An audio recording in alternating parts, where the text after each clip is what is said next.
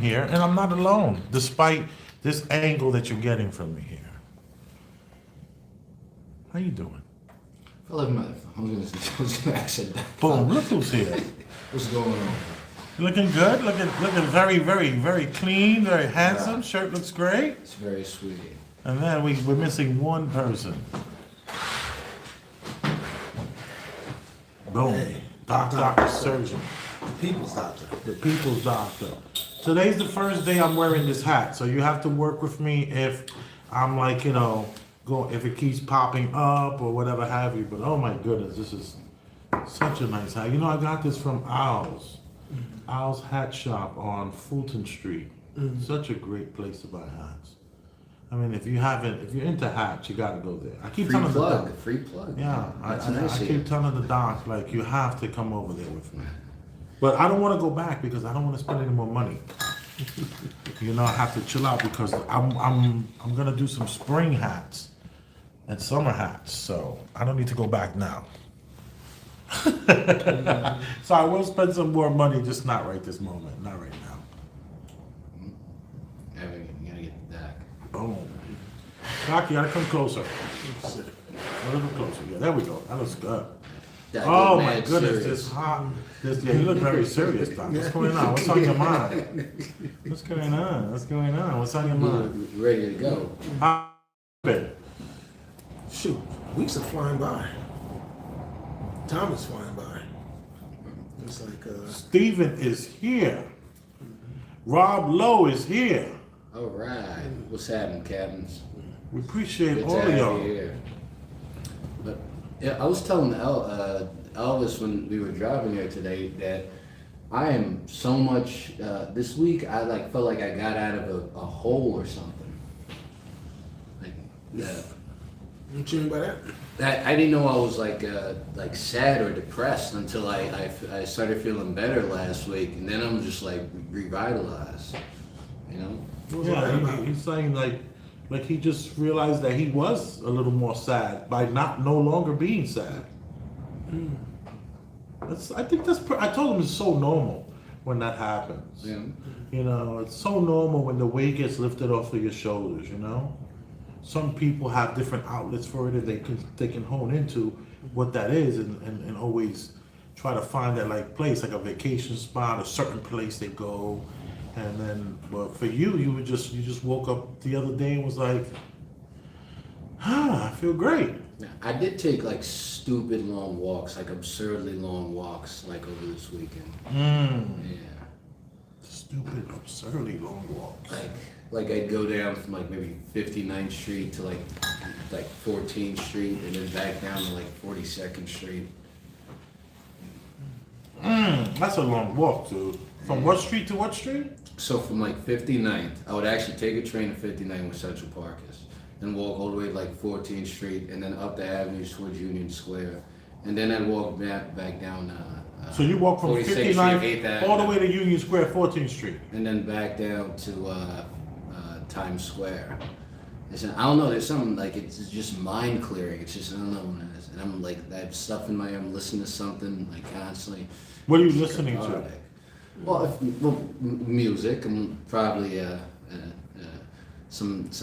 I don't know if you don't know my music. No, you don't have to tell us. Alright. Don't tell us. I don't want them to Alright. judge you. Oh. Okay, perfect, good. 'Cause I can see that happening. And what about you, Doc? How was your week? It was just, I don't know, it just blew by. It blew by. I can't really tell you. Hey, your kids Yes, had a championship game. They huh? did. They had Oh, a shit. championship game, and he won. So they had a great time. They were celebrating. They had a pizza party afterwards, celebrating. One of our boys had a birthday party that he was going to that he was excited about on Sunday. Young kids just got a whole lot of things going on. But more important than that, is time is just flying by. And it brings a whole other notion of, you could bat your eye, and the kids are grown and lifetime going by. Right. Yeah. Do you seem like it's like moving too fast and you're like? Well, no, it's not. You know, the thing about it is that it's not moving too fast. It's moving the exact same way it's been moving. My perception of it is moving fast now because, you know, time was the slowest when you were a kid. You know, and as you get older, it seems like time is just flying by. And, you know, and I could really see the difference by the decades, from what I thought up to 10, how I thought it up to 20, and, you know, up to now. So now it's just a blister, you know, you turn around, before you know it, you know, we're celebrating, you know, New Year's Eve again. Yeah. We're a quarter way into the year, and we just feel like we just had New Year's the other day. Yeah. It's moving fast. Yeah, I have not had a slow year. Every year since I started paying people with my own money, things have changed tremendously. And it's like, I used to manage businesses for people, and I was a managing partner for people, and I would pay staff. And it was not a big deal. It wasn't until it was my money that I was paying people with that it just, I would have pains on a Monday, knowing when I got to pay everybody on a Friday. I always looked at it that I was in the hole every Monday. I'm in the hole. On Monday, I walk in the door, I'm in the hole. Because I have to pay everybody Friday. Let me tell you about employees. They don't care what you got going on. They want to be paid. I mean, that's understandable. They don't care what you got going on. Their attitude is go to the bank. And if you don't got it in the bank, their attitude is I don't think I should be working with a boss who don't got at least my paycheck in the bank.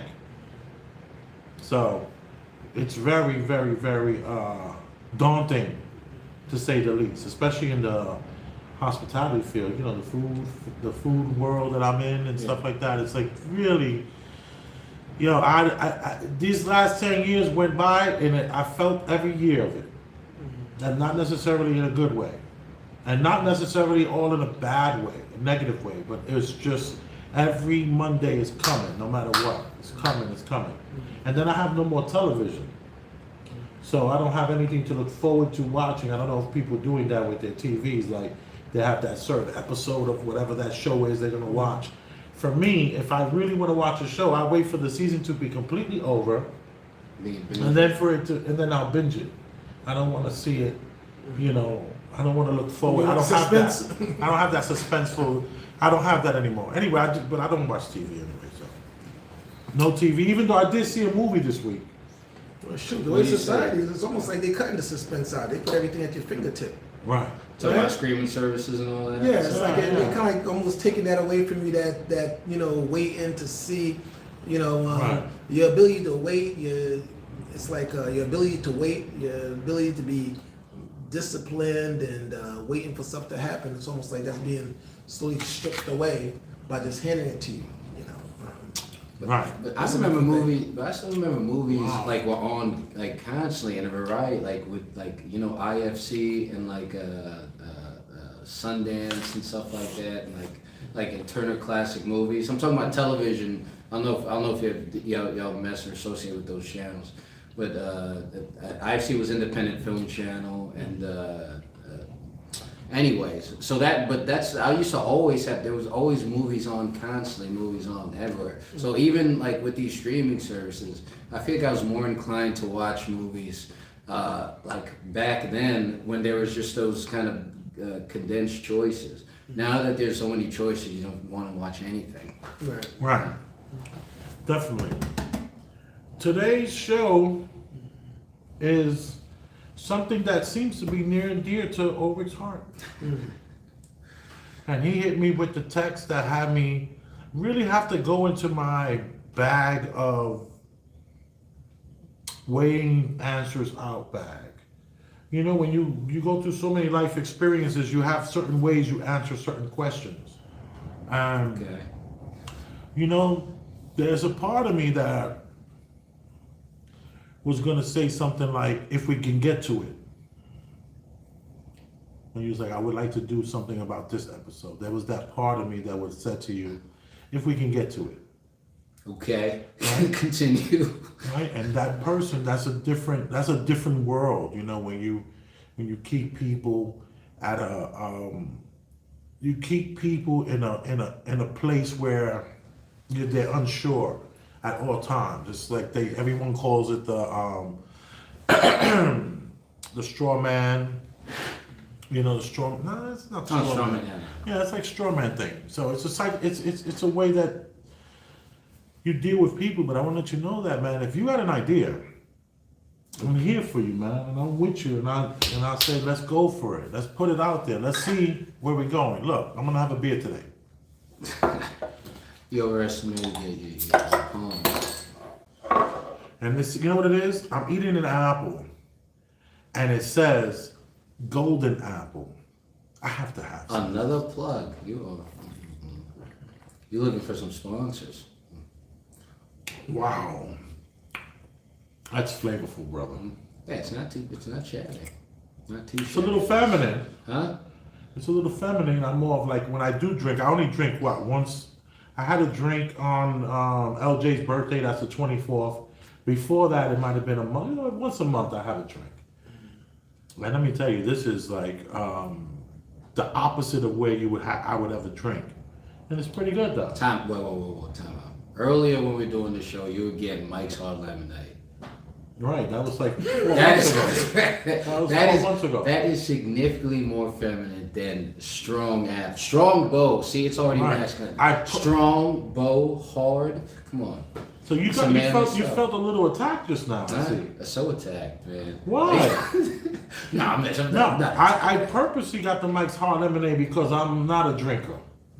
Gotcha. Yeah. So this to me comes across like for the not drinker as well. But what's the context as far as alcohol content in this? You know the percentage? I don't know. That's like a cooler. Yeah. Yeah, but some of these coolers.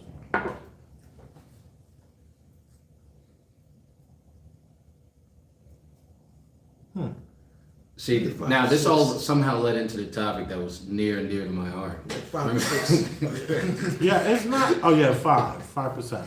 So it's not that. I just want to let you know that I do care about you guys' ideas. You know, normally the show is something I come up with. I spring it on the guys and we talk about it. But I like Ulric to take the initiative. I'm not going to hit him with the if we have time. I want you to continue to come up with different things. You know. Gotcha.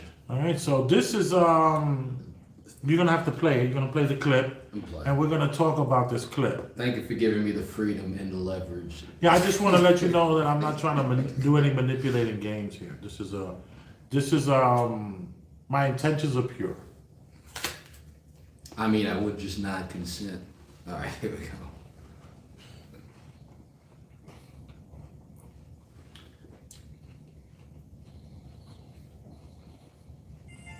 All right, I don't know how we should preface it. Oh, you can have music playing.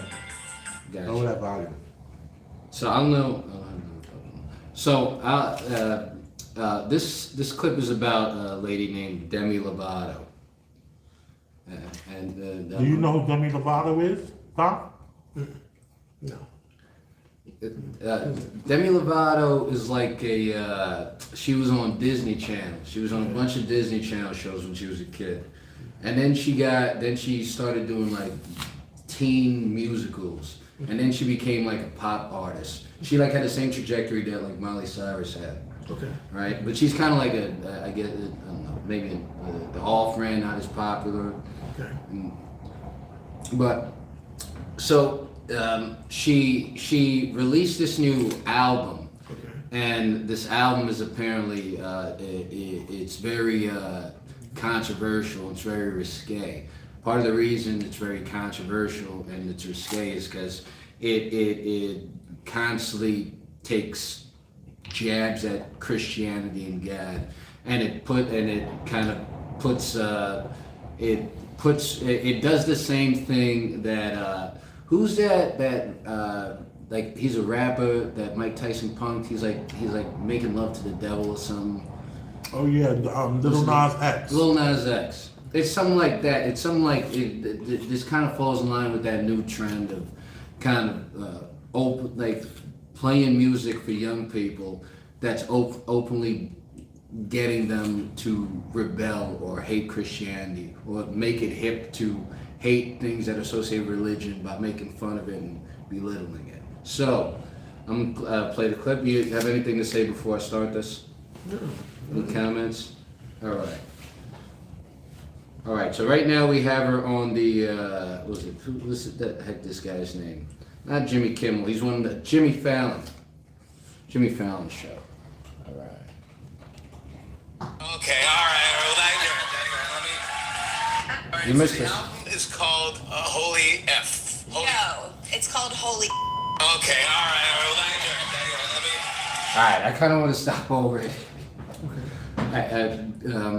So she's already hyped just specifically about the like cursing, screaming something out that she knows is going to get bleeped in the first place. This brought just some of the new rebellion. But, She's like, my album is not Holy F, is Holy F-U-C-K. yeah, for somehow that just annoyed the crap out of you. That's neither here nor there. That The trouble. title track of the album is called Holy. And the song was basically, I wanted to flip the phrase holy on its head. And instead of just saying holy, I wanted to write a song that says, I'm a holy. And it's definitely a sexually charged song. It seems that at one point in her life at least, Lovato considered herself to be a relatively devout Christian.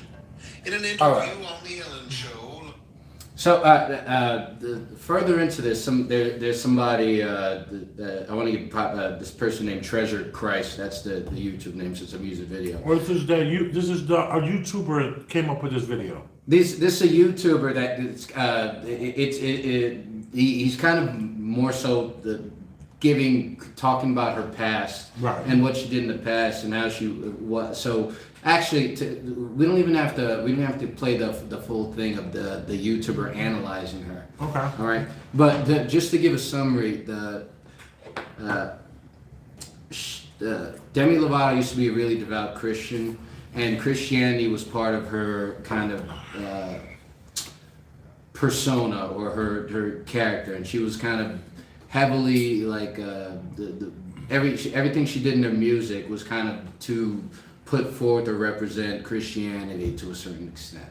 And then at some point, and this goes further into the video, at some point she started having identity issues, and she started having issues about how she saw herself. So first she changed her pronouns from I saw that. she to they and them. From she and her to they and them. Yes. Which, can I say this? I know a lot about they and them.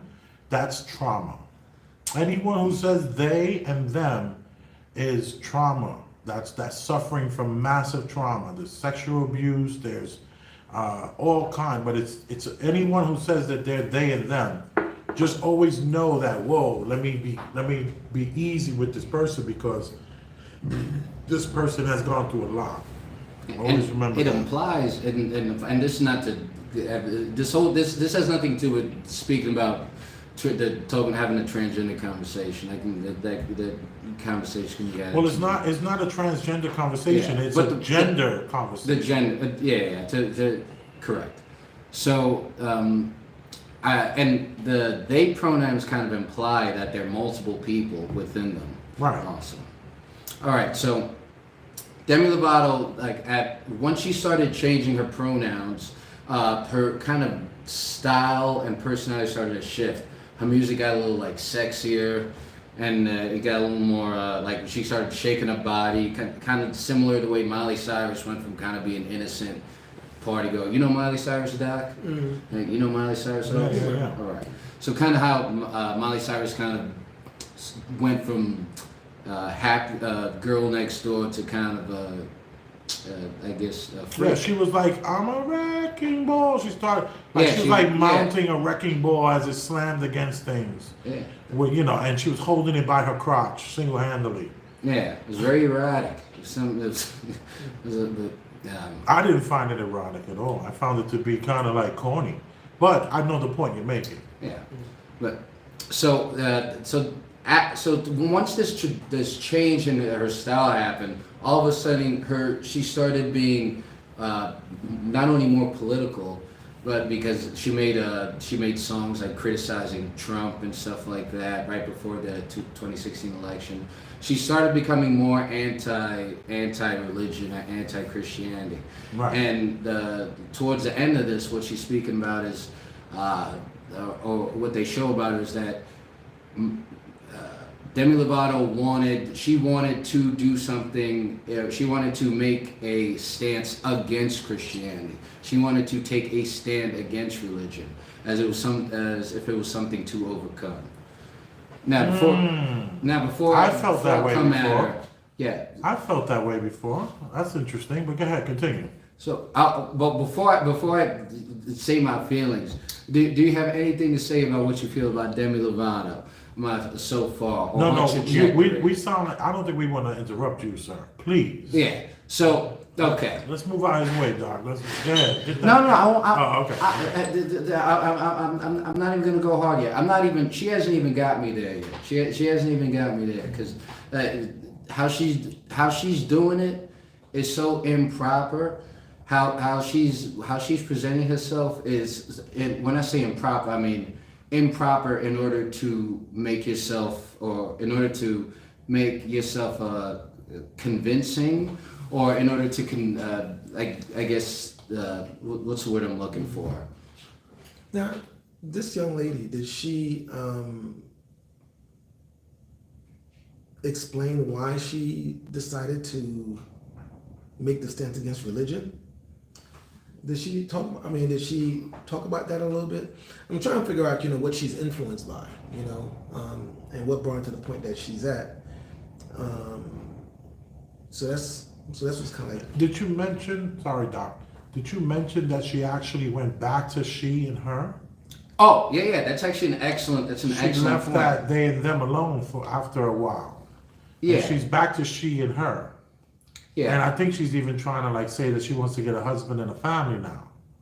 Did you hear that? No, I didn't even hear that. No. Yeah, now that's her new thing. Her new thing is like she did the album, she did all the debauchery, and she changed her gender, and now she's back on the horse. Was she clout chasing? Just trying to make a buck Sort of album? off the movement? No, I don't think it was cloud chasing. I think she genuinely had these issues. That's why I'm not as angry as I think Elvis wants me to be at her.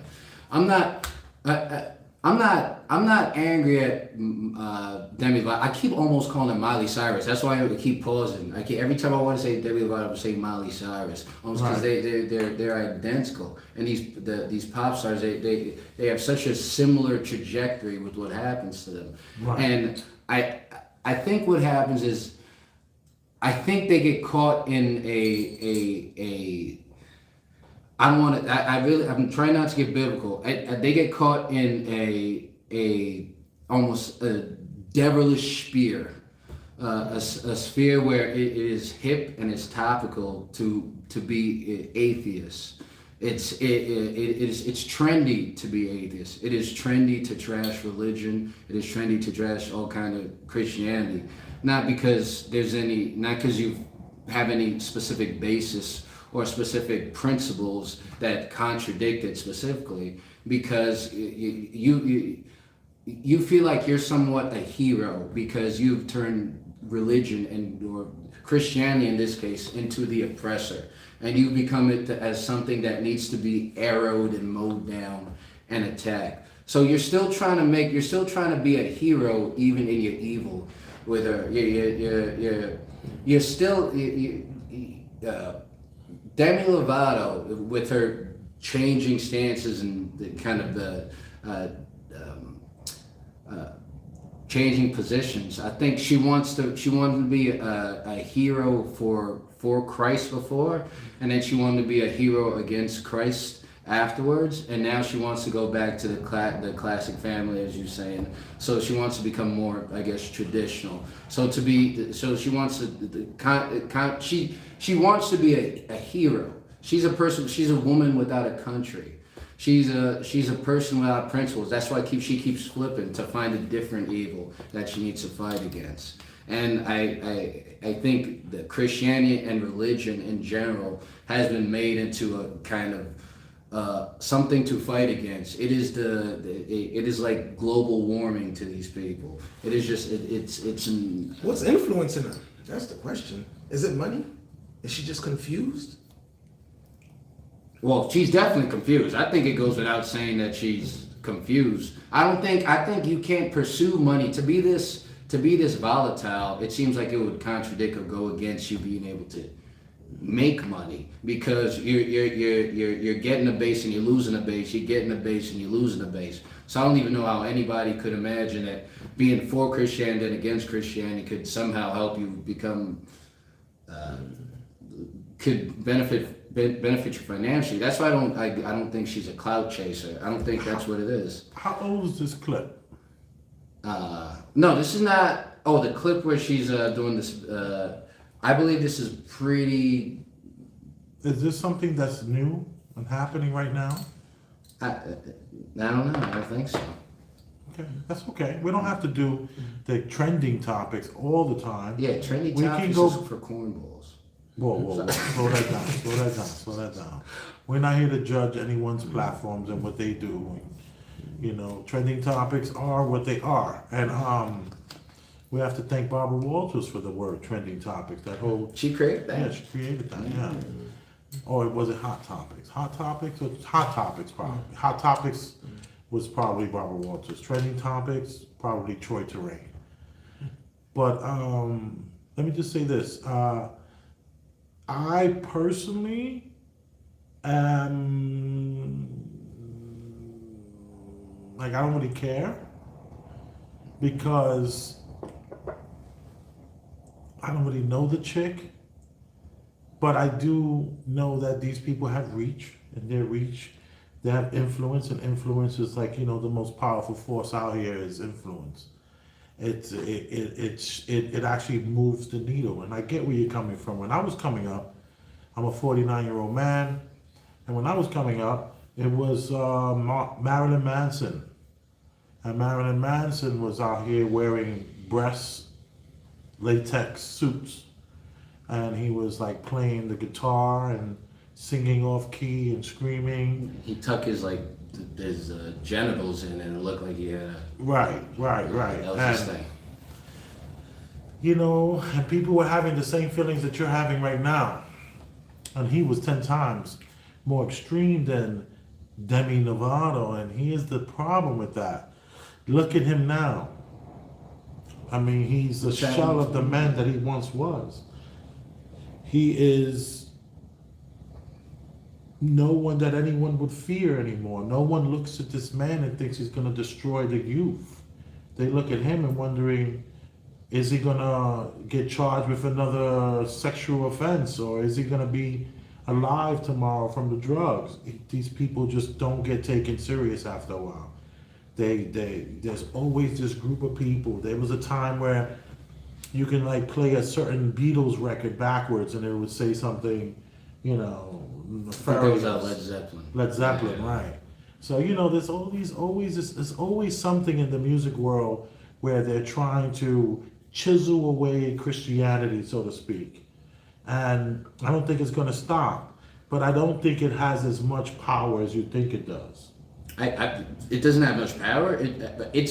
I think it has more power than you're giving it credit for. I think Right. I think currently it is in style to be an atheist. Right. I think Christianity and religion is a counterculture, and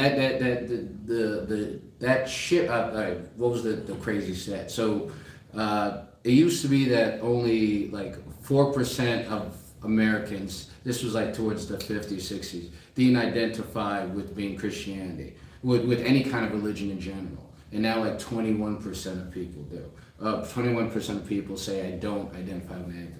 So undoubtedly, I think it's having a significant effect. And the reason I mentioned Demi Lovato, not because she's the person who's gonna break this open. She's just another one in place. I don't have any problem with Demi Lovato. It's not an issue of Demi Lovato. Demi Lovato is just a composite of the entire issue that's been happening and that keeps on being trendy. And I don't know if tomorrow who's hip now. I don't even know who's hip now. Who's popping now in music? I think that's probably part of the problem. Who's popping now in music? Like Cardi B? Cardi. Well, no, I think Cardi B is a believer. I think Okay. I think the problem is exactly it. Some of the things that you mentioned now is that we have been raised in a society and the generations before us, and up till now, for the most part, have been raised in such a way to look for somebody else to tell them what to do and what is good and what is right. And that goes all the way back to the biblical times, because there's this effort kind of like that you're talking about. You talk about what this guy was doing before. You talk about what, you know, she kind of like represent and she's talking against. But do you understand? The Lil Nas X meant this guy. No. I'm talking about this. What's her name? Demi. Demi Lovato. This guy. So she represents something, but that thing that you're talking about that she's going against, there was a point in time where nobody knew what that was. The whole crusades, all those times and stuff like that, they were actually killing folks because they wanted them to see it that way. So then we became this, you know, you mentioned it like an off culture. So now the idea is, you know, it used to be the off culture, which was, you know, forced to be kind of like the main culture. Now, whatever your belief is, that's not even really the point. That's not what it has to do with. It has to do with the fact that, you know, we create these subgroups, you know, and they could be as big as the church, Catholic Church, or big as the any faiths that we have. It could be big as that. It could be big as governments that you decide to kind of be part of, or any type of things that hold these singular beliefs that you're supposed to be locked in step with. You know, it goes to the idea of being a, you know, being a liberal or being a conservative and being a Democrat and being a Republican.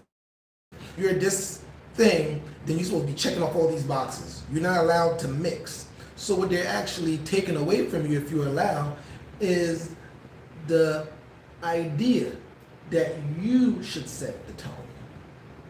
You should really live by your own, you know, compass on what's going to work for you or not. Yeah, but that's You the know? whole point. That's the whole point of specifically the Christianity, even in Judaism, is about individual responsibility. And the whole point is they're saying these are the ways to go. You can choose to go this way. These are the potential consequences. So that's what I mean. The thing is, and it's not to say that's a wrong thing or anything like that. But what I am saying is that by that is setting the tone for you.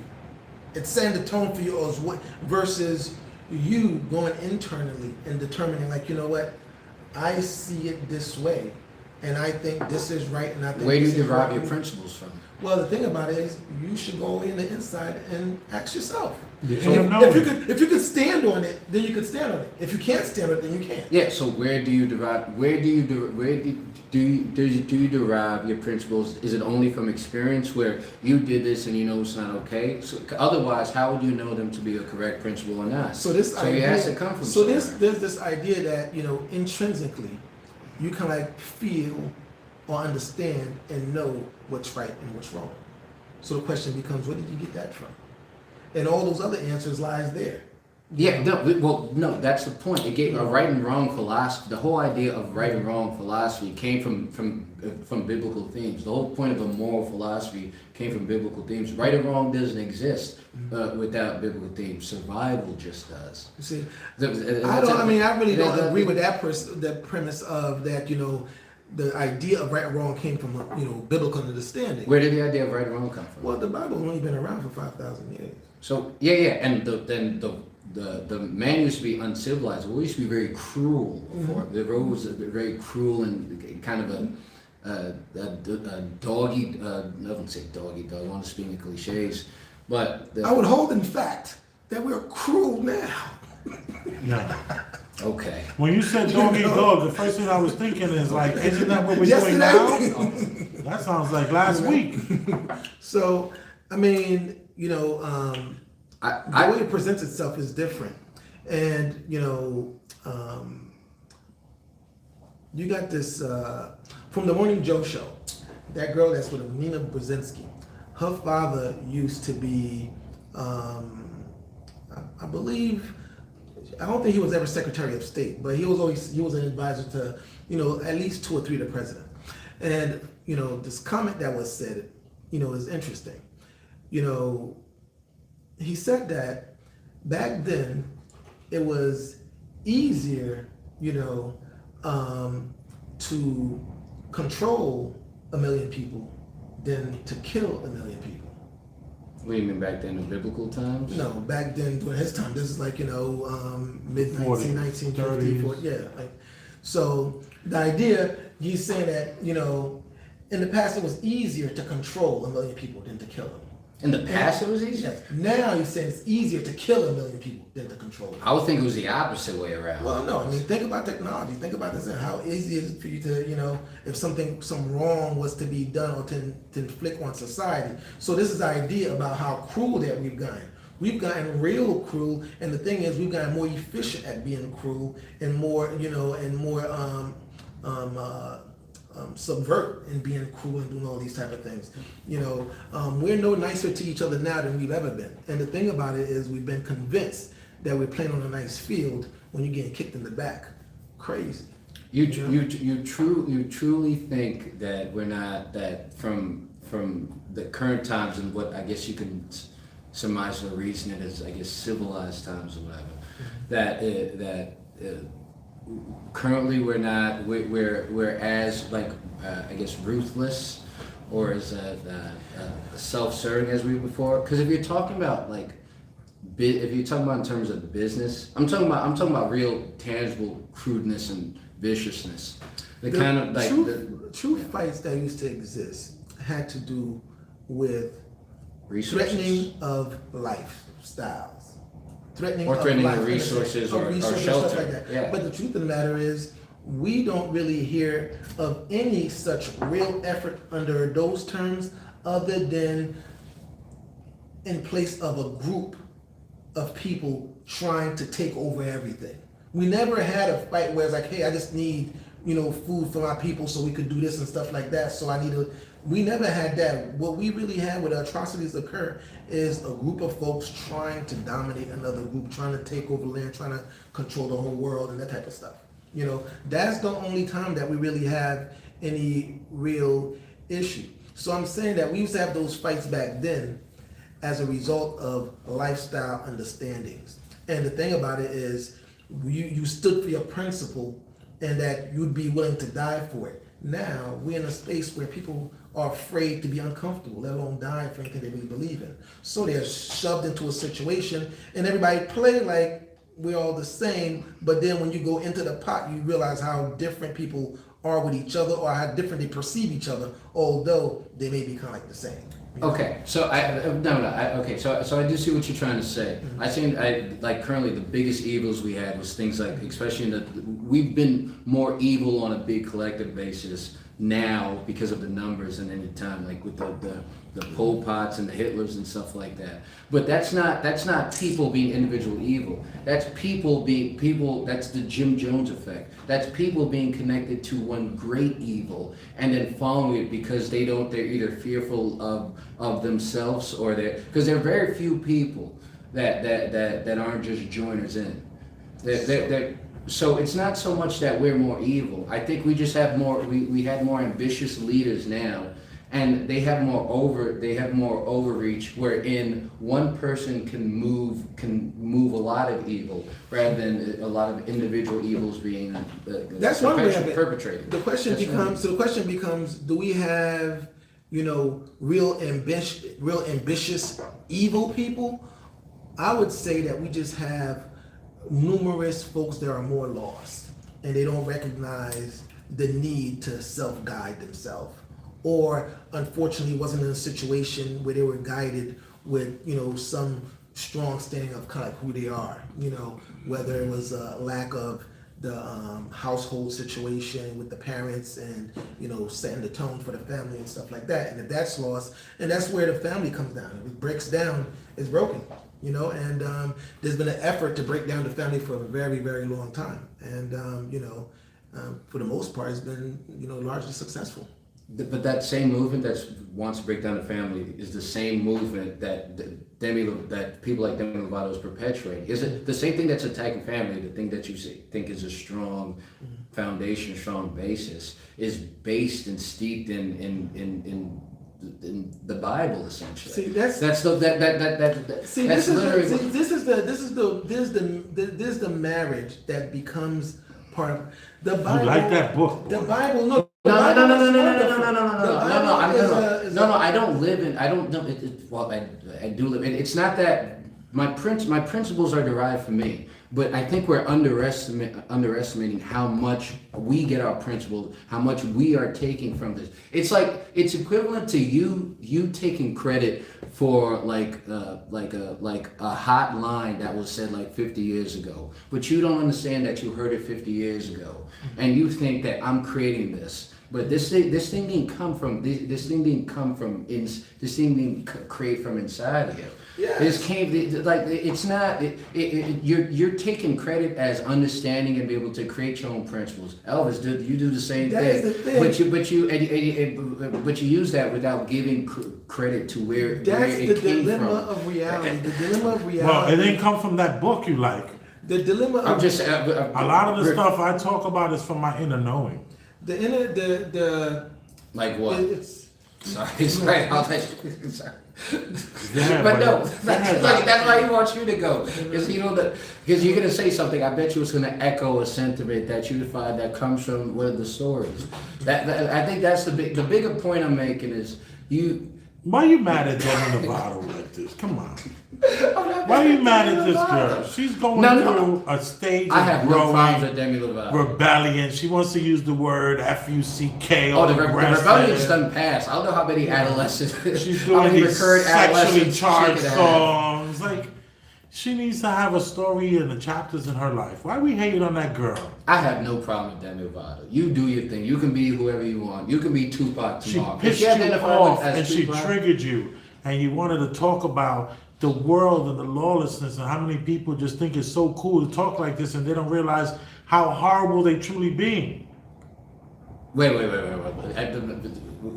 What?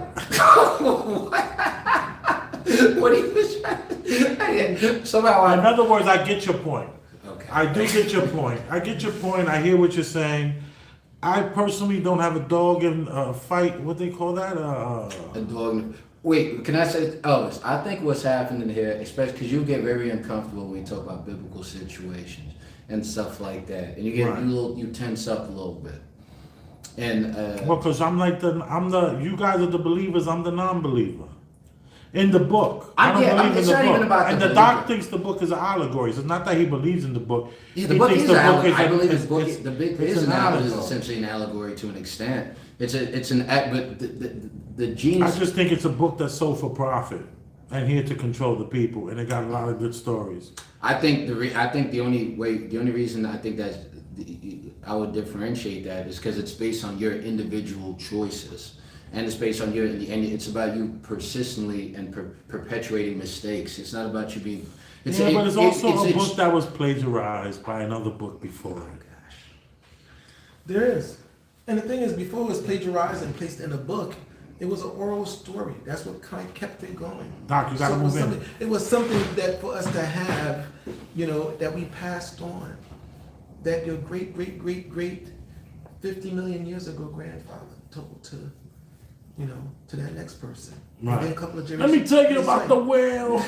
And the Wait, thing about it is, Jonah was in the whale's mouth I- in his stomach these for 3 conversations- days. and these conversations occur. You And know, I'm saying there's that a to say, moral to the you whale. know, I'm not. First of all, I'm not even talking about Bible, whether you believe or not believe it. That's not even an argument that you should have. It's about faith is an individual and a personal thing. It's not something you convince people to. You find along the way you don't. What I'm speaking for is the philosophical relevance and the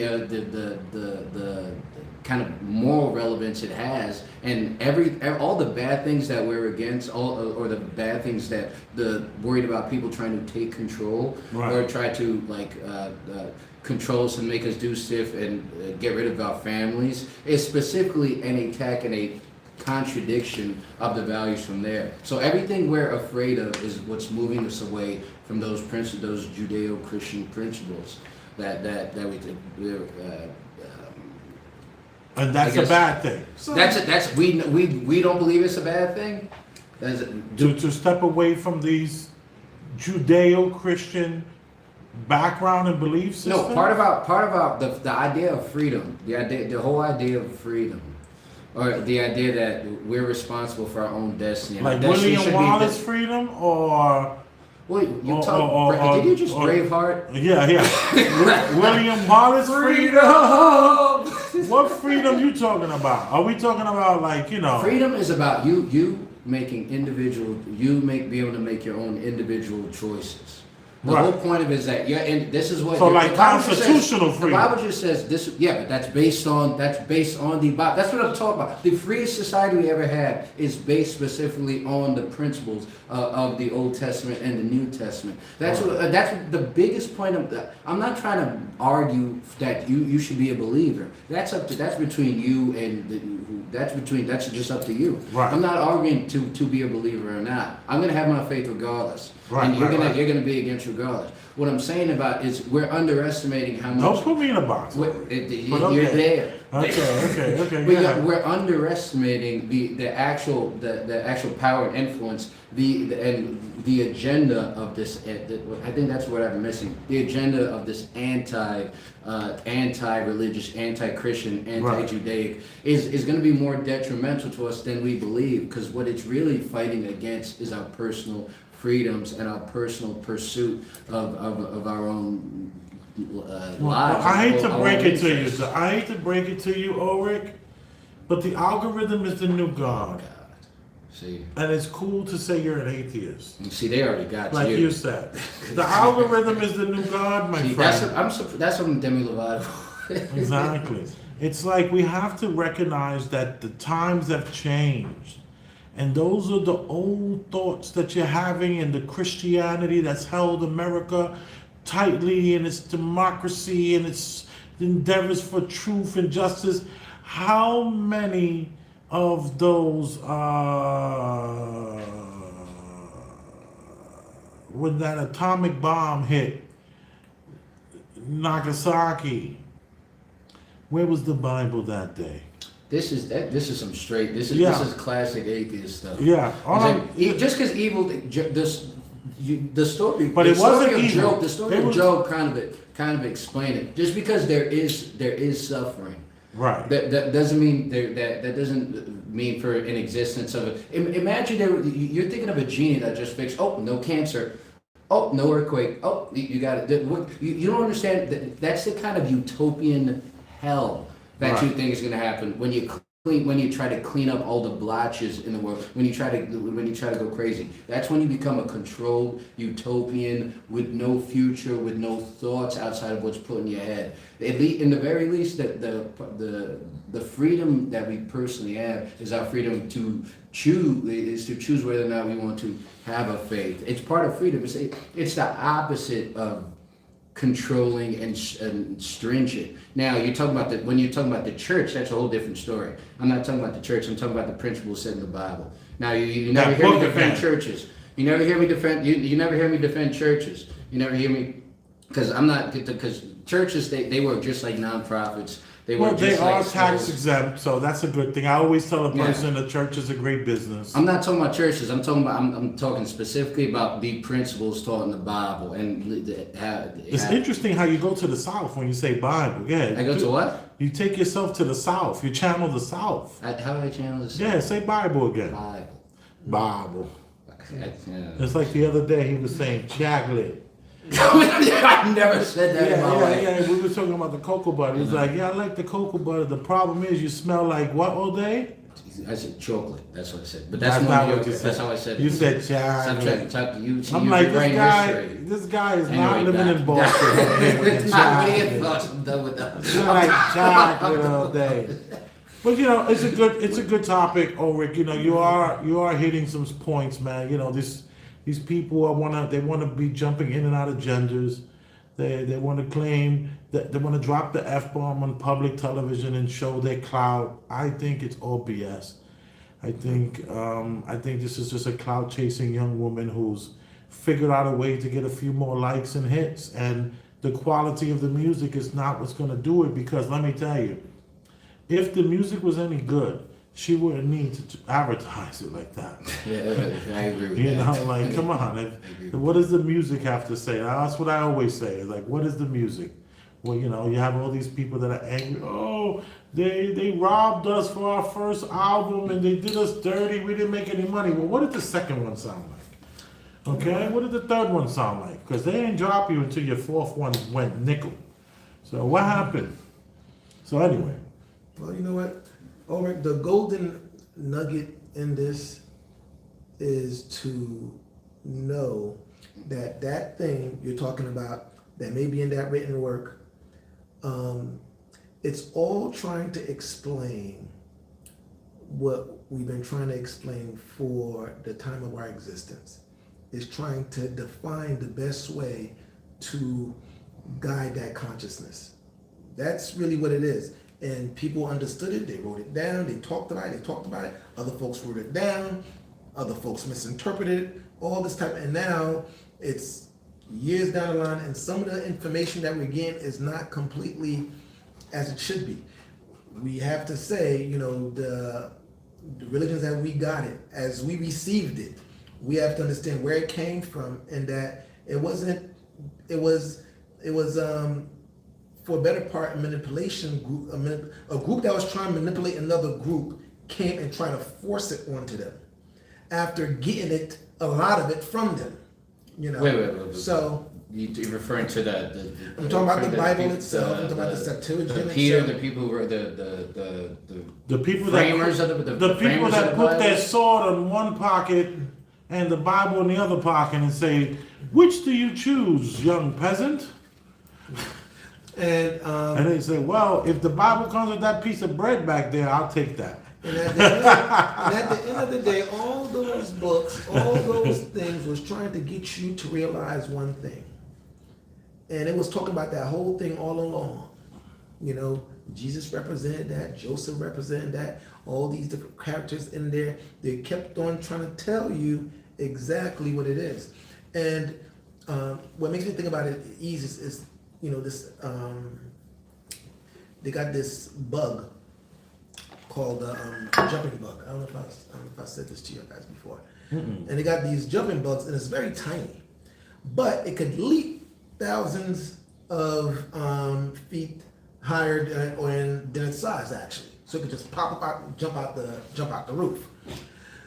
So they take these little bugs and they put it under a cup, and so those bugs could just jump up to the top of the cup, hit the top of the cup, and fall back down. After a while, they learn to just jump high enough not to hit themselves on the top of the cup and come back down. Their offspring learn this as well, and they just jump up to the height of the cup. And now when you take the cup off, they live the rest of their life just jumping up that high. We, as humans, are like those bugs. We don't recognize that we could leap, and that's your consciousness. And a lot of things is putting a lid on you. Unless you take those lids off, we're gonna always be in some type of thought process that kind of pulls us So down. true, man. That's where you see. That's I- where I'm at all day long. That concept, that ideal system, we are being stifled, my friend, to our true greatness, and that book helps keep you down. Helps you keep you out of. It helps you keep. It's like this. There's this guy, a really great guy, that I listen to. His name is Matt McKinley, and he has a show called The Quantum of Conscience, and it's spelled science for conscience. And Matt McKinley, I will call him Matt, he says something so similar to what you were saying about us kind of being duped into believing that we have seen our limitations. And not only have we seen our limitations, we're only can look forward to someone else, like let's say science. Science is the new God, the algorithm is the new God. We're looking to these things to bring enhance us when we truly are and he said something like yesterday I was listening to. He said that possibly all these movies that we're watching with the superheroes are just truth drops of who we truly and what we truly can be, and what we truly are capable of to some degree. I like your little smirk you got there when I said that. That was I resonated with you just then, because we're aligned with the same ideals that possibly we have yet to see what we can do. And no, you're a closet believer and you're a closet atheist. That's specifically all I'm getting. All I'm getting. That's for all everything you And else. I'll tell you this. You know, For real. to touch your book a little bit, just to get. Look at that. We call it my book.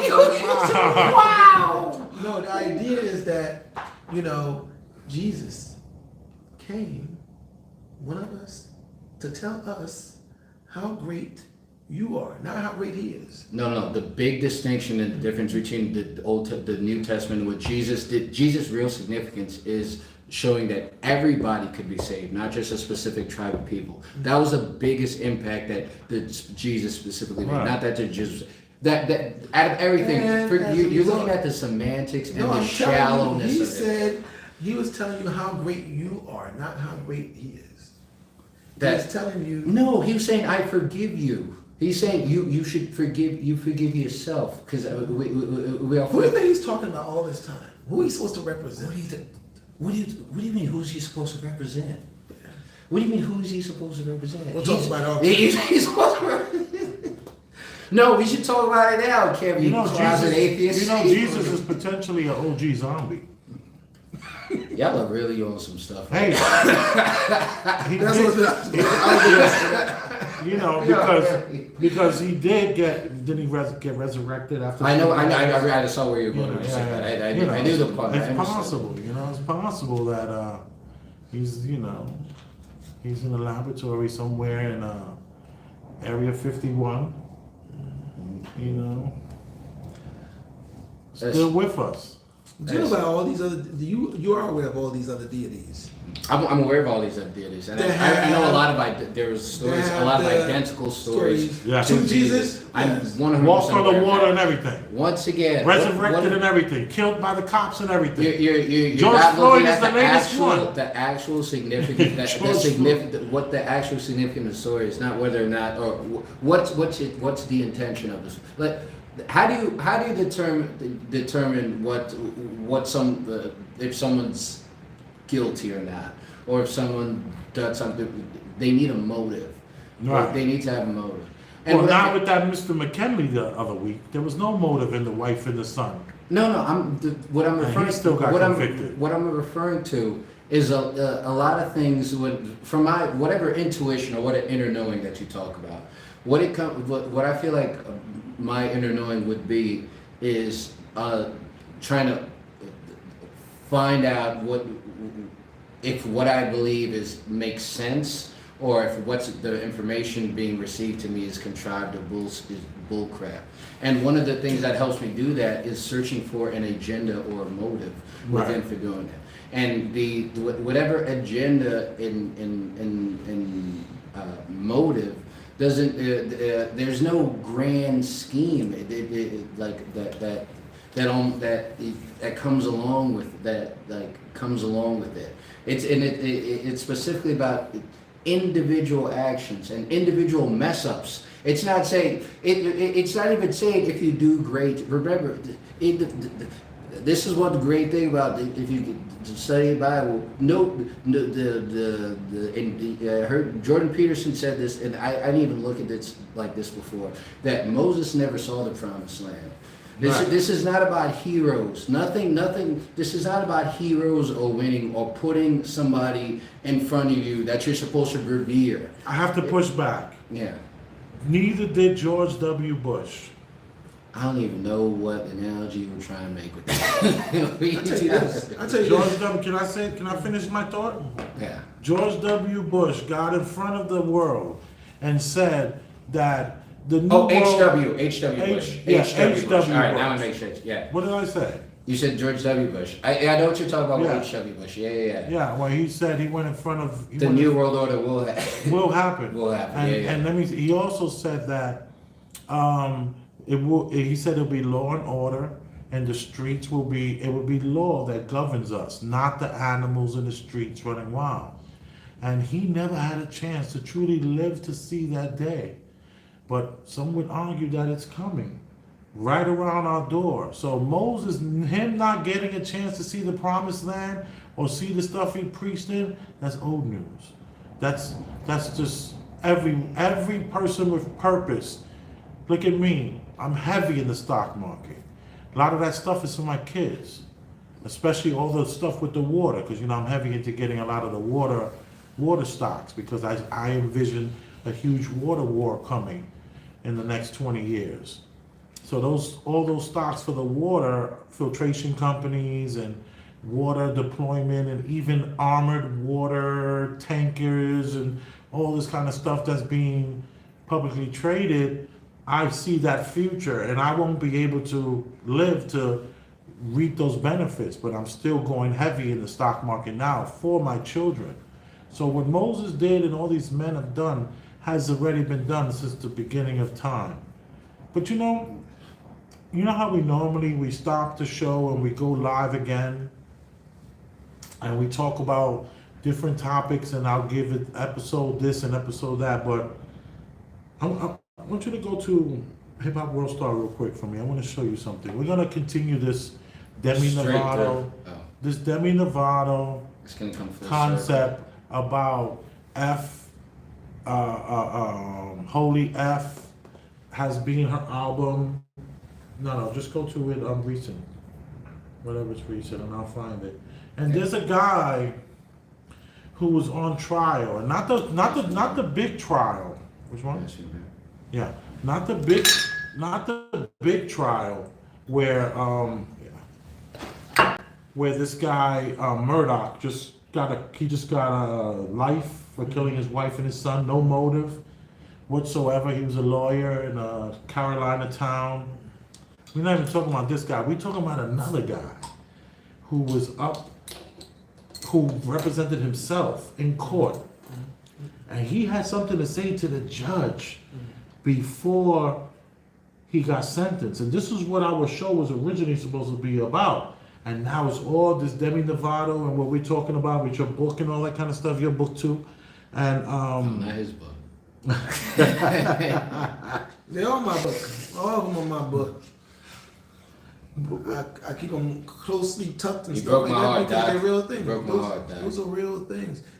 I You know never what? seen Ask somebody. this question. You know what I'm saying? We've been taught to really doubt yourself from the very beginning, since you've been, and your parents been taught that, and they've been taught that. So when they interact with you initially, they've been taught that or taught that? They've been taught that. And the thing is, the idea is that when they interact with you,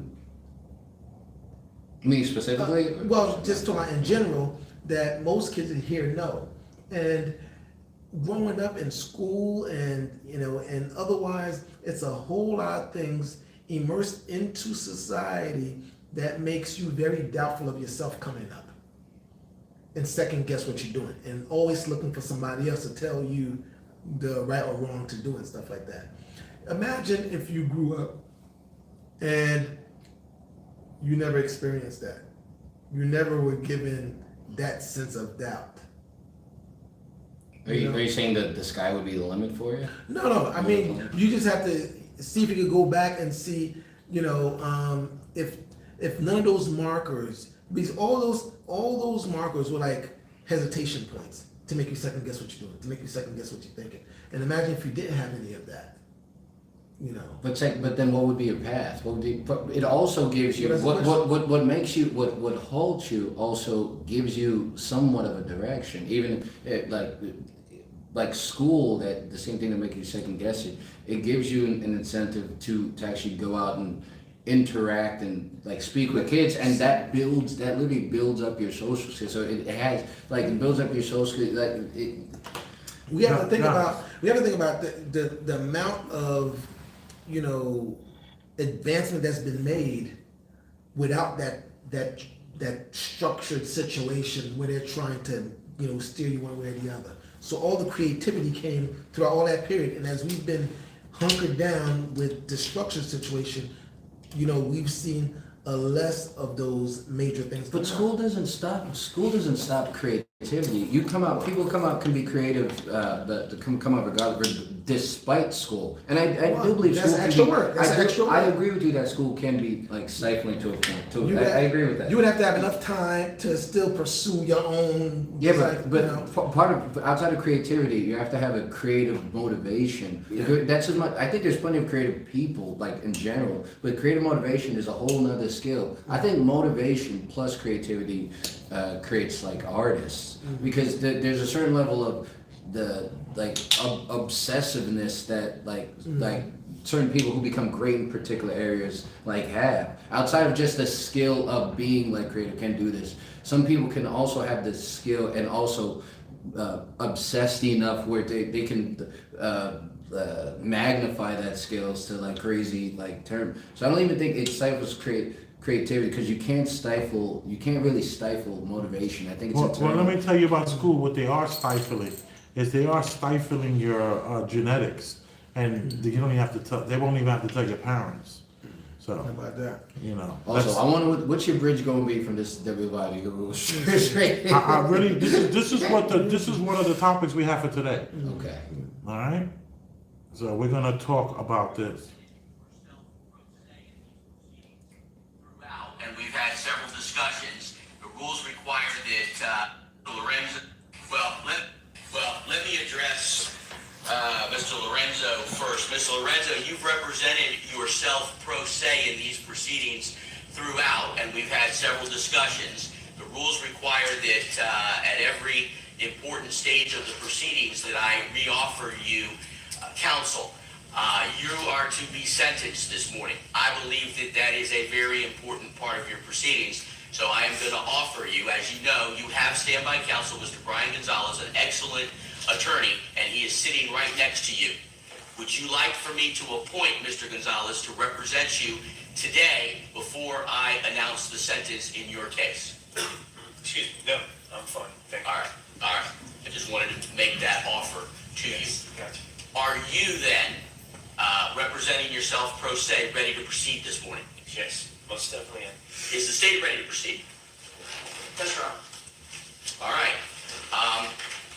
I heard that there was, does anybody need to be heard? This is the sentencing. Yes, sir. It is my understanding that there are some friends of Mr. Palehouse who would like to speak this morning. So I let Your Honor's clerk know that they do wish to speak. All right. Well, I don't want to deny anybody the right. So who exactly is it? Is there a representative or? So nobody wants to speak? Change your hands. Yes, sir. That's not a problem. That's not a problem. We're flexible. All right, then. It appears that everybody is ready to proceed to sentencing. Oh, Mr. Lorenzo, yes, you're raising your hand. Do I get to say something before sentencing? I will allow you the opportunity, yes, sir. Okay, very good. I'd like to take maybe about 5 or 7 minutes of your time if you don't Well, mind. I will ask that you try to summarize it as quickly as possible. Okay. First off, I'd like to thank Mr. Gonzalez, Mr. Sonardi, and everybody else that was part of the defense team. They were absolutely incredible. Absolutely incredible. And I want to thank them from the bottom of my heart. Thank you. Can I address the state attorney? You may. Yes. I'd like to let you guys know that I have no animosity against you. You did your job, and you did a very good job of prosecuting this case. So I want to thank you for that, because I appreciate your fairness to me. That's what I appreciate. In this lifetime, I'm the bad guy, you're the good guy. Maybe the next lifetime the role will be reversed, who knows? But I want to let you know that I wish you all well. And to the judge, I want to thank you, because you have had incredible tolerance and patience and fairness to me while I stumbled my way through this whole process. And I want to appreciate that. I want you to know that, and I want that on the record for the Florida Supreme Court. So I'd like that to be there. I'm seeking the death penalty. It's in my best interest, basically because it's a comfort. I'll be living a lot more comfortable than I would in the federal system, living on death row, believe it or not. And of course that may sound selfish, but I've lived in a private cell for the last 5 years, and I'm going to have a private cell on death row. At my age, I want to be comfortable. I want my privacy. That's what I want. So that's what I'm doing. It may sound selfish, but that's the way it is. You live for today. You don't live for the past. You live for today. So I'm asking you to give me the death sentence, because that'll be more comfortable for me to live out my lifetime. I know I can be on death row for about 10 or 15 years, which I think is crazy. But as far as I see it, it's just euthanasia. I already have a death sentence. Everybody in this room has a death sentence. So as far as I'm concerned, you're just offering me a euthanasia that I'm looking to do willingly. That's all it really comes down to. And so I'm asking you to do that. So, and I'm going to try to speed up this process so I don't have to wait 15 years, because I got better things to do in my time. The sooner that I get euthanized, as far as I'm concerned, the faster I can get, the sooner I can fetch myself a new body and come back again, a fresh body. That's how I look at it, because that's how it is. That's how it's spiritual work. We're eternal beings. So the way I look at it is, the sooner I euthanize, the sooner I can come back. I've got better things to do with my time than to hang out and spend the next 15, 20 years on death row or in any prison system. So that's what I'm asking for. It's selfish, but that's what I want. So that's all I really have to say. All right. Thank you. Well, thank you. And I don't know if what you say is perhaps some form of reverse psychology, nor do I care. I will not consider what you want in issuing my sentence. I know that. Yes. All right. So I am then ready to proceed. Did you have anything else that you want to say? No, I'm pretty good. I'm looking forward to getting this over with. It's been 5 long years. All right. Does the state, based on the fact that the defendant made a statement, have anything to We'll say? get back to before this I in a announce it? second. I love what the judge just said, by the way. Yeah, absolutely I saw love you. what I the saw you judge do the just little said. snaps. You I know, love what the judge just said. Dr. Surgeon, what say you? I have my opinions on this. Should I go or no? I want to hear what the doc has to say. I don't know, to tell you the truth, I really don't have any real opinion. So we have a gentleman that's getting ready for sentencing. I guess he's been found guilty. He's going to tell him how much time he has to do. I'm not sure what's the penalties involved, if death penalty is even one of them. No, the judge does give him the death yeah. penalty. Okay, I'm sure he probably did something horrific. Yeah, it was horrific. It was so, horrific. Torture, kidnapping, murder. It was horrific. and I don't know whether or not it was reverse psychology or he was sincere. I'm not sure. I mean, yet. it was pretty amazing what he had to say. Because here's the thing. It was well said. Well said. Yeah. This is what I don't really have a true belief system though, but I move towards where this man is going, that we are these living energy beings. And like he said to the prosecutor, this is the role that I played while I'm here right now. You might have it, you might be the reverse of that. What? You are showing yourself. You really both showed yourself today. You are such a the fact that you look forward to an afterlife or a second life or a new life is literally steeped in spirituality. It is steeped.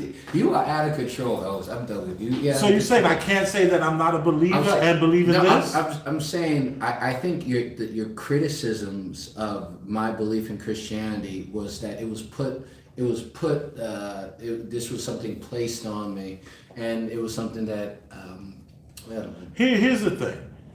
I do come from the background of believing in this is possibly some sort of simulation. Look at on YouTube right now. If you want to say anything about a person passing, you have to use the word deleted, just so that you can try to avoid the algorithm. They are purposely moving us even into an algorithm speech. I don't live on the internet, so I don't mean that don't mean anything. This is what happens when you live on the internet. This is what happens when Right. But the internet is still happening even for the people that are not on it. Okay? So let me just say this. This man is saying that he played a role in this life and he wants to die so that he can get out of this proverbial meat suit and do it again. Where his energy in his life, this is what we were talking about last week when I was talking about leveling up. And how do you level up to get to the next level? And when you get to that next level up position, I argued that you should have a spouse. The dark argued you should have at least a woman should be able to give that energy that she has, and if she doesn't exhaust a certain amount of energy towards loving a man unconditionally, then she won't be able to level up a certain way. So maybe you will come back as that bad guy, you know, so to speak. So I kind of fall under the ideas that there's a choice that is made in how we're going to take this ride that we're on. We're on this ride. We're on some sort of test. We're on some sort of journey. We're on some sort of voyage. And this voyage lasts about 80 years. And in this voyage, we have some inert, or what's the word? We have these things inside of us that we can't get away from. They're going to represent who we are. Well, that's biblical, saying that this life is a test and this life is a I get it. I know your book says a lot of these things. All this stuff to contradict. Imagine trying to contradict something where you use the ideas from. That's absurd. But why? What you do? Is it possible? Absurd. Listen to me. Okay. Listen to me. Isn't it possible? Just like when we do psychotherapy, and Right. you go to your psychologist and you say to your psychologist or your therapist, and you say, listen, I just had my third miscarriage. I'm realizing that I cannot have children. And after this last miscarriage, I'm at my kitchen table and I keep seeing little children running behind me. And I look and there's no one there. Do you know that is 100% what happens to women when they find out they can't have children and they go through so many of these miscarriages, and they realize they can't have any kids. This is a part, and it's a time, but it's only a short period of time where you experience that. So if we write that down in a book, right, and another person understands that with their inner knowing and counsels that person and say, what you're going through will pass. You don't have to worry. Those little children running behind you, you're not going crazy. This is normal. Just like the father who's cursing his son out. And he's cursing his son out after he has a stroke. And he tells his son the most horrible things that he can ever say to his son. And his son goes his whole life.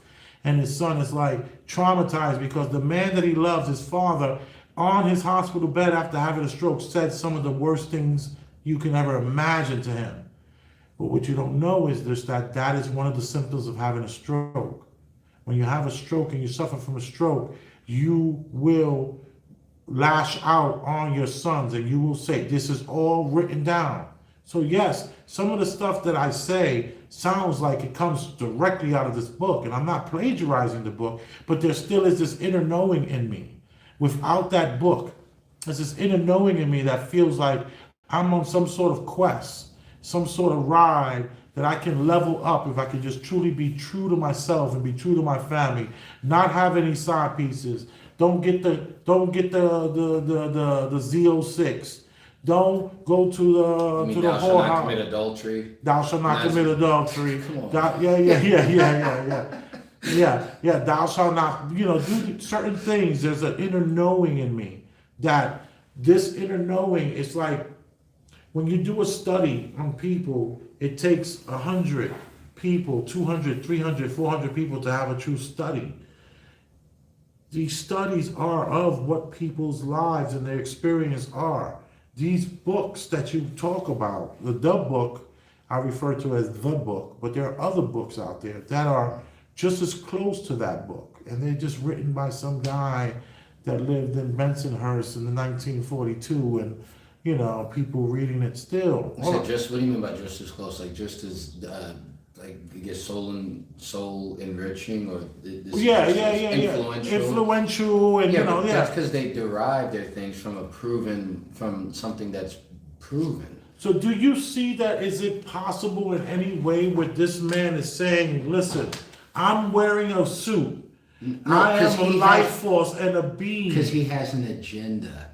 That's how What's how his like agenda? I said earlier about how I derive and how I get my truth or how to try to understand it. And the same way the judge could even surmise that what he was saying did have to do with, because he was being honest and disingenuous simultaneously, which is he's a almost fascinatingly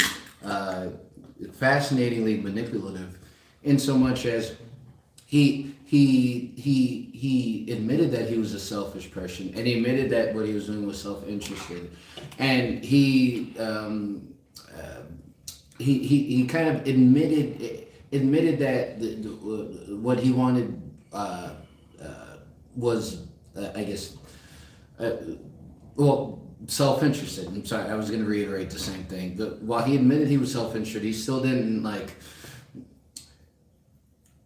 he still came off like whatever what he got to say or what he wanted to get out of it was something that would benefit him. Right.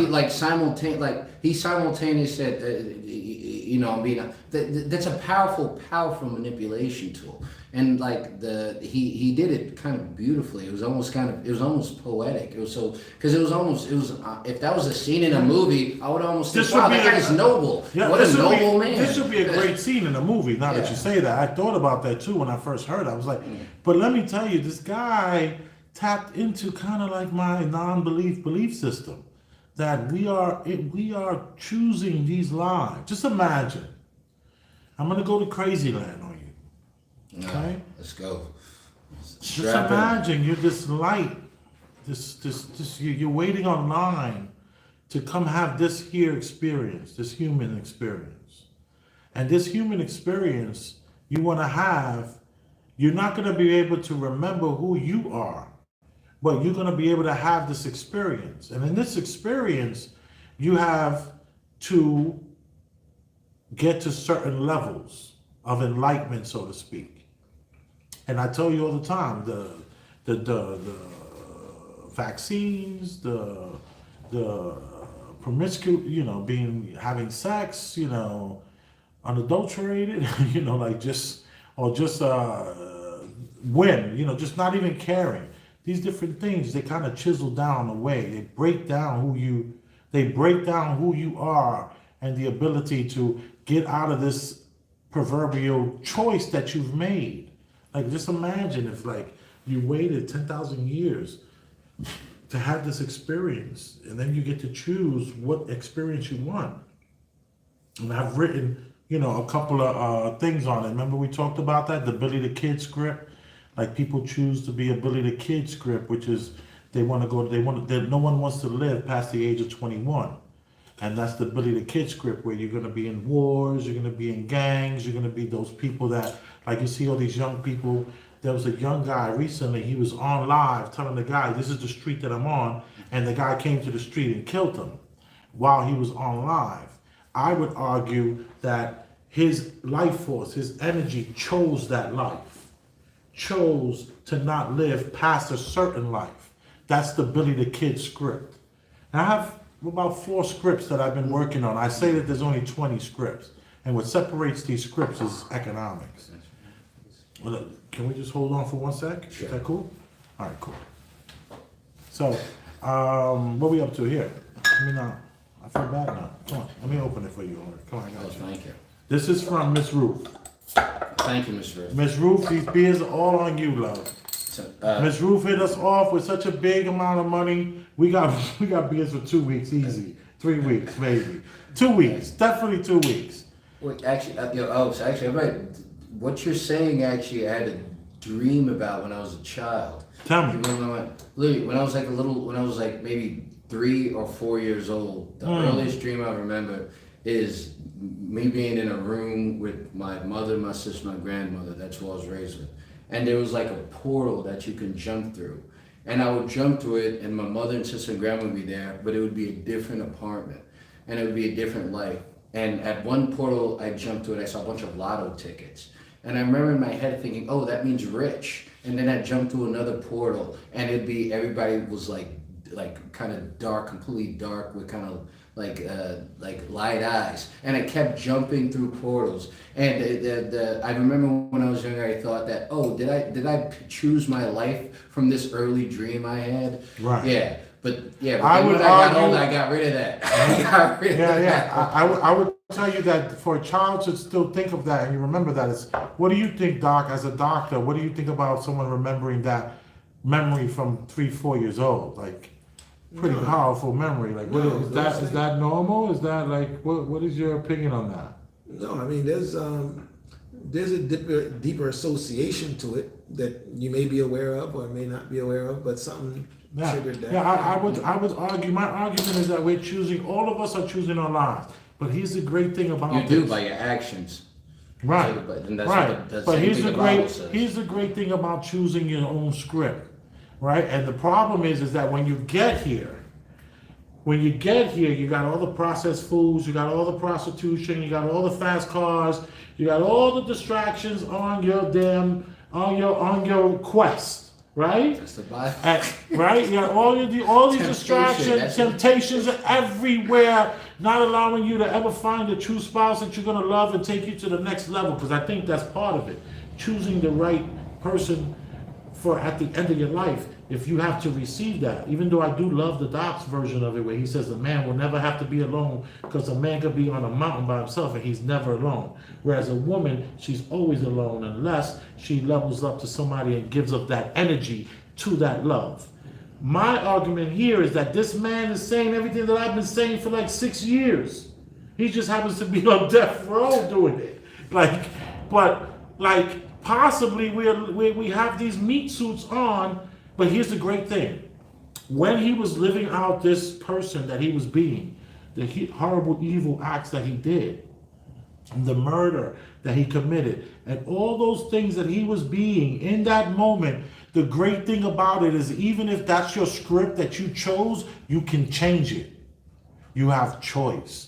You can, I know choice is in your book. I wasn't even gonna- Yeah, that's a big part of the book, I know. But let me just tell you, we have this ability to change our script. We don't have to go the direction that we're going. We can actually stop. And I think for me, what it was reading. When I read those 100 books before I was 21 years old, I think that's what did it for me. Reading all those books changed my script. And I remember I was a bit of a tough guy when I was a kid coming up. And I remember practicing my smile in the mirror for a few months, just because I wanted to not be a person who couldn't smile when he walked in the room. I didn't want to have the mean mug or the resting bee face. So I've changed my script from what it was to where it's at now. And I had to, because I wasn't going to have any kids, that wasn't part of my plan. I was like, no, I don't want any children, especially after the first one, from the girl who was real popular. Yeah. And it's like, I want to change it. And this person here, he could have changed his script. He could have not done those horrible things he did. He didn't have to be that person. But imagine doing horrible things and realizing that I'm not that person. I'm acting out in a role. So, I don't know. But I like that. This guy spoke to me. I was like, Jesus, this is what I've been saying for years. I've been saying this for years. Doc, you've heard me say this before. Anything else? We got anything on this? I hope I didn't take I wanted to stop Yeah. for a second. I was talking too much. Yeah. What about you, Go Doc? ahead, Doc. I don't know. I'm thinking about what you just said earlier about the choice. This thing, it comes up, over and over again, and sometimes we lose track of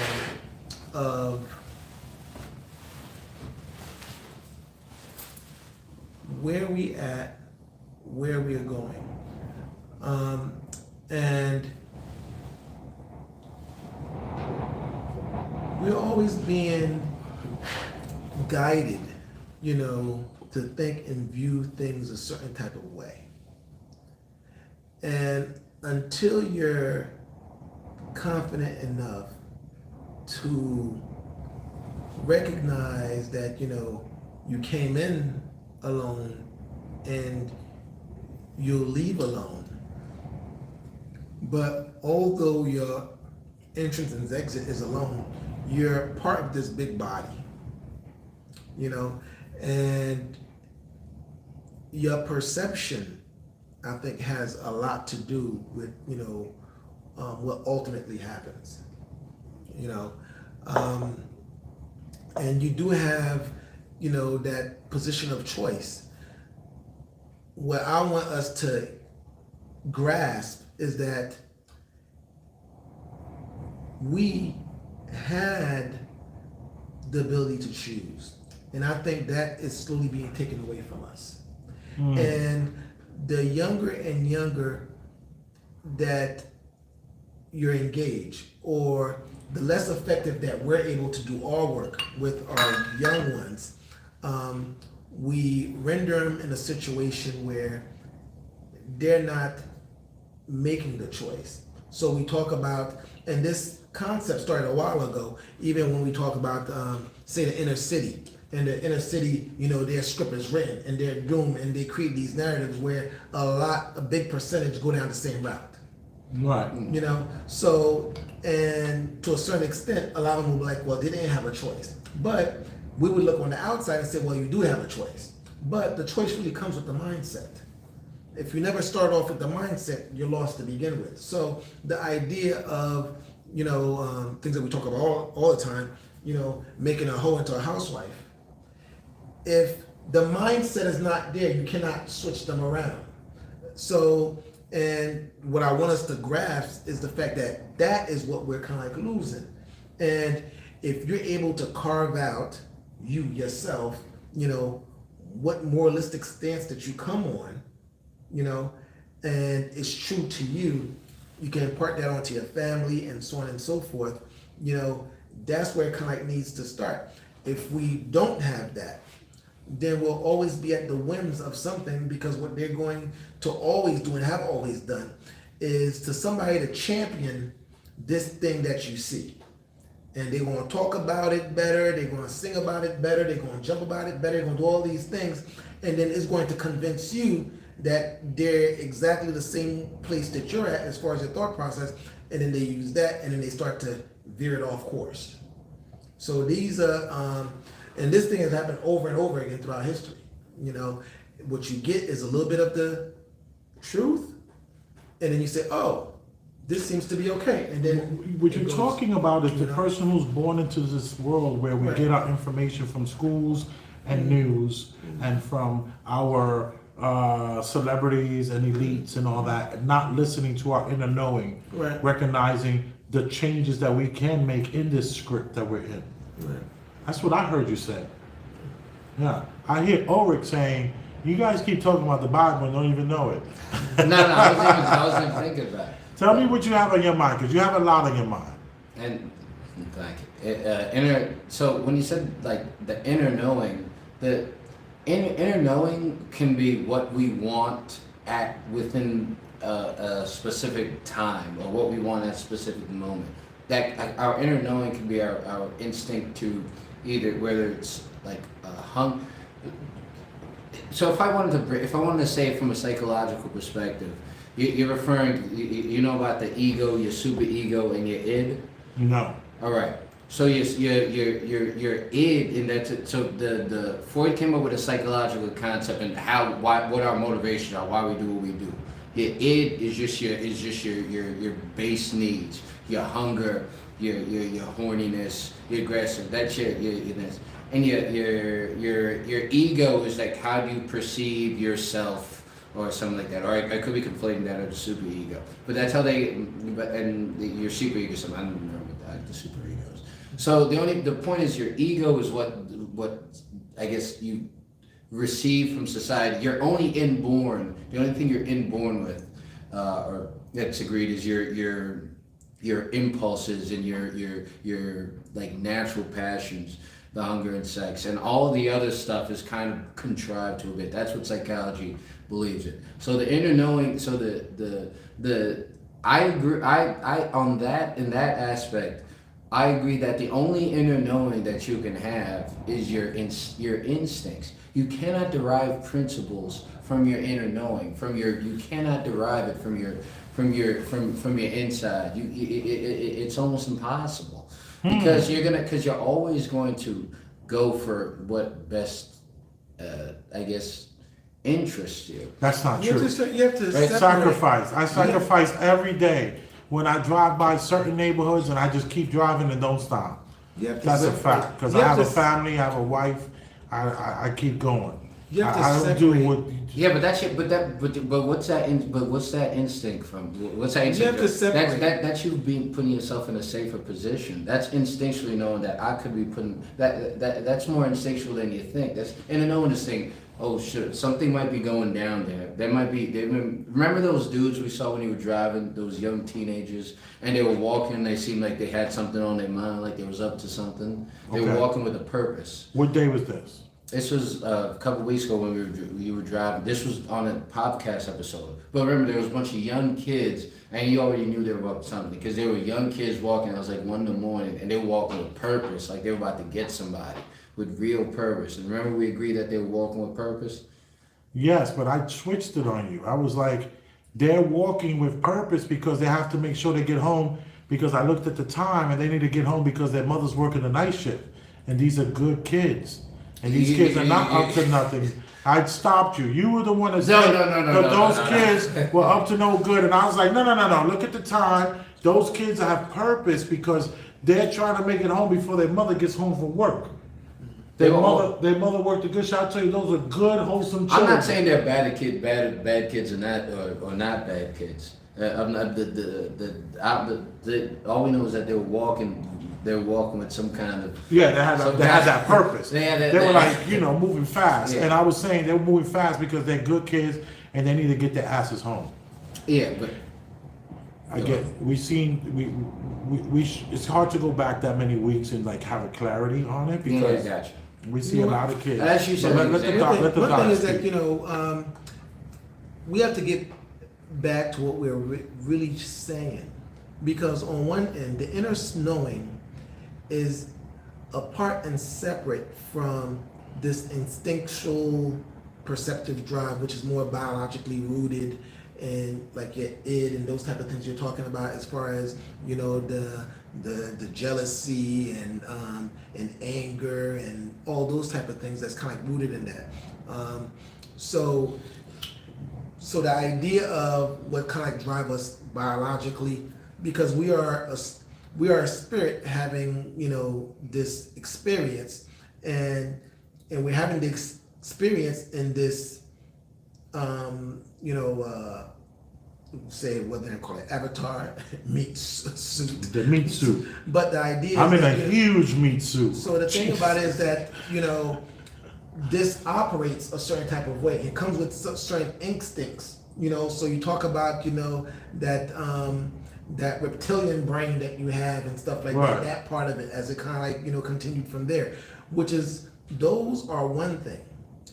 Reptilian brain is the same as a mammalian brain or anything. It's like what you're naturally inclined to do and naturally inclined to protect yourself. And so we have apart from that, the spiritual awareness and the inner knowing, Where does that meditation and derive stuff from? like that, Does is that different. derive naturally? I think so. Yeah, and the thing about it, it's something that you have to connect with. You have, you heard of the pineal gland that's there, and the pineal gland. The adrenal? You're talking No, not adrenal. Pineal. Right here. Pineal gland.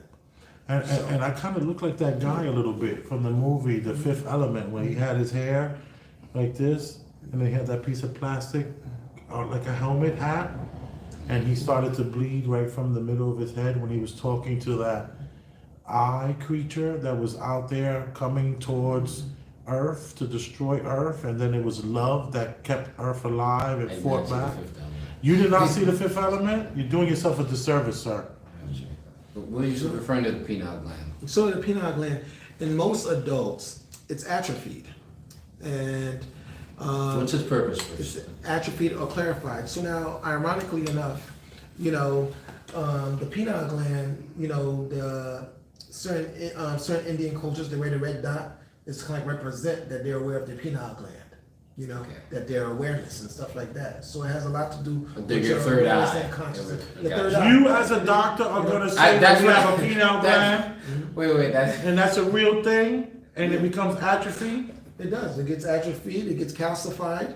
You know, with the metals and so. stuff Wait, like but that. all right, but Or I'm confused. from about birth, they hit you with all those shots Wait, at no, birth. I'm confused. I'm confused with you. It The should awareness be. aspect of so the pineal. So its effect specifically is the physiological effects is to make us more aware of ourselves. That's specifically the purpose it serves. So- that's why I'm confused. Like, So it's a from mystical purpose.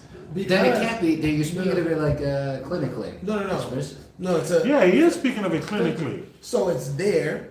You know, we understand what its purpose is. So, You but know, I don't understand but- the purpose of having it be you be aware of yourself. Because self awareness, I kind of that's not really a clinical term. That's more so of a it's almost colloquial and being The able to be consciousness self of aware. perception. What do you mean when you say The- colloquial? What is that? Casual or it's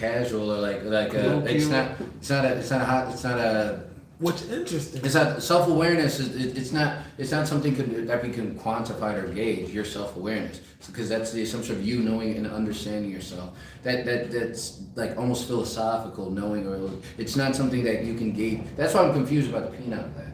No, and the thing Is this a new word for you, the pineal gland? Have you heard of this? No, I have conflated it earlier. Clearly now I conflated with the adrenal gland, but I was trying to understand. Like I don't understand how. It'll be good 'cause- for you to look into it. It'll be good for you to look into So it. you're saying specifically its purpose is to it manages how aware you are of yourself. So, you ever heard of the chakras? But now, all right, now you're getting mystical. I need to get Wait a clinical minute. so I That can whole book is understand. mystical. Can he get mystical, please?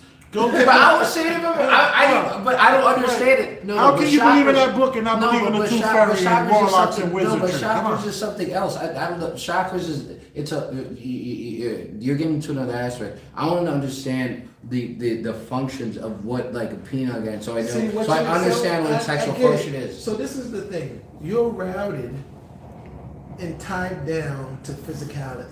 Oh my So you know, no. The idea is that you know, You're anchored, sir. you want to know. Oh, it's an infection because there are bacteria, and let me see the microscope so I can see the bacteria. I'm a believer. How can I want Okay. to know? I don't just need to only observe something. I'm not an empiricist. I don't only believe things that I see or have evidence for. I have a faith aspect to my personality. It's not that I don't think like that. That's misrepresentation. No, look at the peanut. Can Look a at the pineal peanut. gland be See? found in an autopsy? It's a good question. Doc. Yes. Okay. Can I tell you about a pineal gland exercise you can do in waking up your pineal gland? And that calcified pineal gland that we're talking about, Right. how to massage it and exercise. I'm gonna give you an exercise. I like this. You should have like a segment where you do this. Okay? And I do this all the time. Sometimes I don't do it enough. And it's all connected to the inner knowing. What I do is I have conversations with myself. And I'm not talking to myself. I'm actually conversing with myself.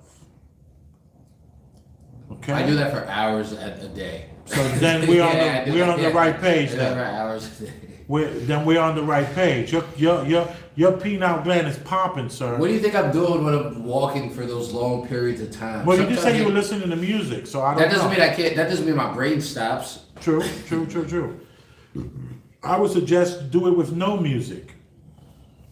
No, because music gives my brain the comfort to move freely. Okay. Quiet when it receives the city sounds. It doesn't give my brain. Now I'm just receptive to the sounds. The music creates a safe space in my head almost to think Yeah, freely. Right, that's the continue. problem. So I would argue that's the No, problem. not when I say safe It's for- space. I mean, my mind can move freely because I have the comfort of a specific sound and not. No, I I'm not get it. taken I by get it. I'm specific with you. sounds. I understand the power in that. Yeah. What I'm saying to you is there's an exercise you can do. I want you to imagine yourself. your future, never imagine your past self. Only imagine your future self. And I always tell people the way to do it is if I'm counseling or talking with women, or I would always say, what does your hair look like in 10 years? And women are easily able to recognize that idea of how their hair is going to look. So I'm just like, do you see yourself in 15 years? You're going to be this age. And in that age, what's your hair going to look like? And I tell them, imagine that it's wintertime or summertime. And it's summertime. Is your hair going to have frizz in it? What product are you going to be using? Do you see yourself using that same hair product 15 years from now? Do you see yourself with this look? Do you see it maybe shorter? Do you see it longer? Do you see you maybe at a certain age rocking a certain color? You know, like sometimes you hit a certain age and you're like, I'm just gonna go blue. I've always wanted to do this. That's why you see all these women in their 70s with blue hair all over the suburbs. Because they just was like, you know, they waited till they got so old and they was like, I don't care. I wanted purple, I wanted blue, I want to try something new.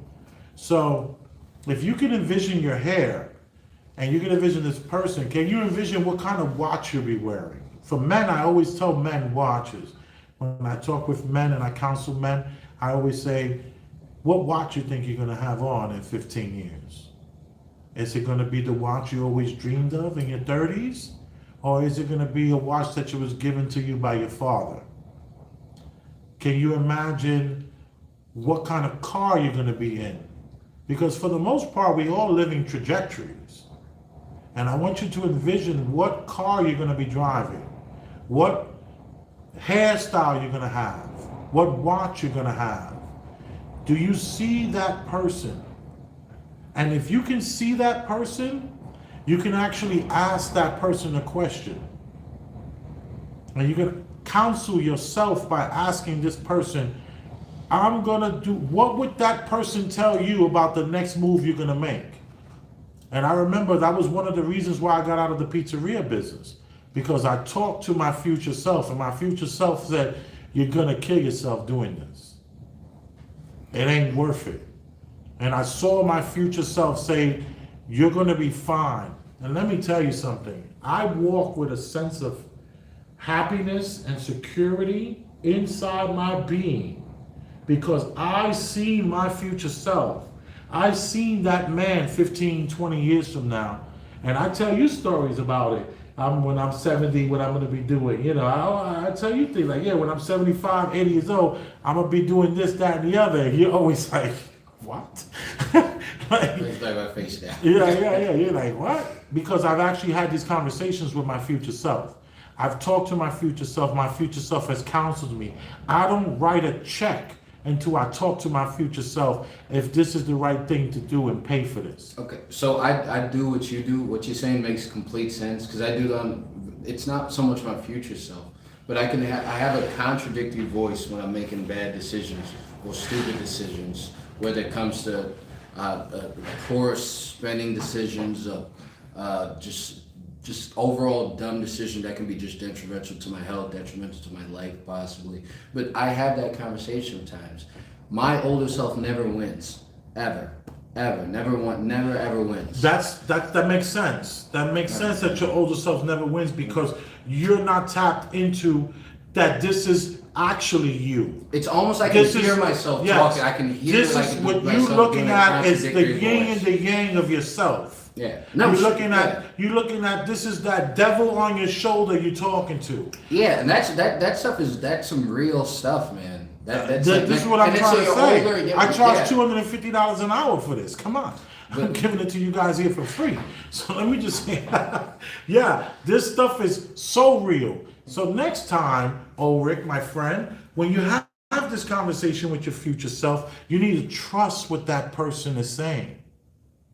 That's the difference. You need to believe that this person is you, and you're talking to yourself and you're asking yourself, what should I do? And that is going to guide you. That's connecting your pineal gland to your inner knowing and to your true self, and to you leveling up and to you rewriting your script. And I think that's what we don't understand, that we have so much power. We are damn near superheroes on this plane of existence, that we can do anything we truly put our minds to. Very little we cannot accomplish if we don't push towards it. And if we talk to ourselves and we look at who we are, how our face is going to look like, what are we going to be wearing, what we're going to be dressing, where we're going to be living, all these things are trajectories that we're going to be going down these roads. Yeah, part of the person that I'm actually ignoring or not following or disobeying is the older self that is aligned fully with the biblical principles. That's the person okay, I get it. Does that make sense? Yes, because your future self keeps telling you things, and you going, "That ain't God," and you walk away. No. I'm not combative. I'm not combative. I just haven't been strong enough in order to listen to, because I know all the rules. I don't need advice from people. All the advice from people I know. I just don't take the advice. I don't take those necessary steps. Hold on for 1 second. Doc, what do you think about what I said? Just fine. I'm just agree. Any comments on it though? What do you think about talking to your future self? Have you and I talked about this future self thing and We haven't talked about the future self thing. And talking directly to the person that you are talking to yourself in time. Like going through time, in other words. I remember a while ago, had this idea about creating a situation where you have, I forgot the name I gave to it, but you have the boardroom. And what you have at this boardroom is where you come to make important decisions for yourself. And at this boardroom, you pick, including yourself, other great minds that you respect to be around there. And, part of it, is kind of like channeling them, and what advice would they give. And then you have this, this round table. But that round table would also kind of include you. So that's, partly kind of like, it's like an imaginary round table. Right. Like a conference table. Right. Wait. And, are there individual people there, or are they all you? No, those are the individual peoples. One of them is actually you, but they're individual people. Men and women? Whoever is for you. Like for somebody, that person, you might have Jesus there. You might have. So you have your round team of your boardroom, and you have there. You might have whatever leaders, Marcus Garvey, whatever that deems to you. So wait, that's how your thought process manifests Not itself Marcus as like Garvey, though. I mean, whoever that person is. That's incredibly interesting. I say that respectfully. So your thought process creates like a moral round table of different people, and are these competing voices, or are they voices aligned with the Jesus and the Marcus Garvey? No. All those voices, represent what they represented. I mean, and the reason why you are drawn to them because of what they represent, whether it was anti or pro or whatever, and they might be varying. But the thing is, you have these varying voices, stance, for whatever reason, because you felt drawn to them for whatever reason, and you draw from their life experiences and what they talked about, what their position on a specific topic would be. And then you kind of, weigh that in. So that's what that kind of brought to my mind. You resonated with that. Yeah, when you mentioned that, this idea. So there's a fine line between meditation, planning your thoughts out, and kind of like raising yourself, spiritually and awareness and those type of things. And some of it involves thought, some of it involves no thought at all. So it's quite interesting, but it's something that most folks need to get more and more comfortable with. As we kind of move forward, the idea that we receive from our religious work, those are wisdom filled, full of wisdom and stuff like that. But I think the very presentation of it wasn't done with good intent, and Its original intention was to control, not to enlighten, you're saying. yeah. So and a lot of the information that goes along with it, sometimes wasn't presented the right way.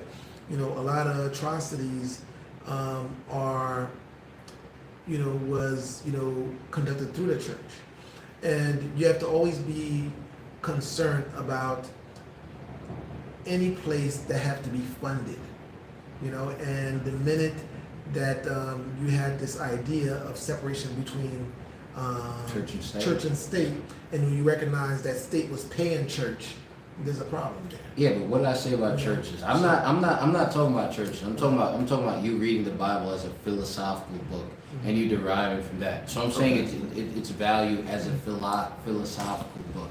How you take it is how you take it. I'm not talking about the control of the religion. I'm not a churchgoer personally. I stopped going to church at 13. I had a sister who was a Sunday school teacher, so I was raised in church, but I didn't even. I kind of almost abandoned. It was almost like I was towing the line of an agnostic. Or agnostic and not a believer, but what does agnostic mean? Agnostic means you're saying I don't know. Atheist saying there's no God. The other thing you're saying I have faith there is a God, and I'm betting my life that that's the case, right? So that there is a God. Yeah, that there's a God and I'm betting, Ulric, that you are God. You are a God that can't be killed.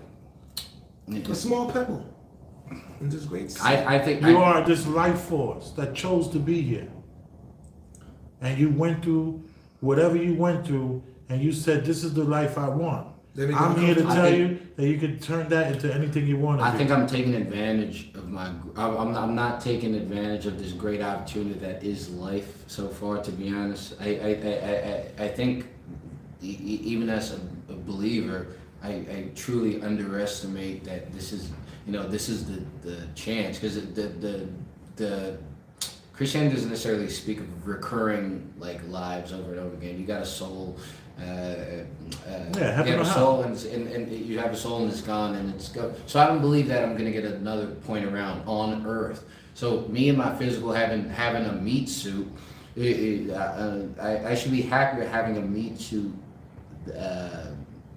than not. You are possibly an eternal life force that's choosing this temporary meat suit just so that you can be in this ride, in this test. Have this experience. Yeah, but to have this experience, and then check this out. There's this war going on between good and evil. Yes, and this war that's going on between good and evil is trying to stop you from birth. From birth, they're pumping you with vaccines. The doctor did some research.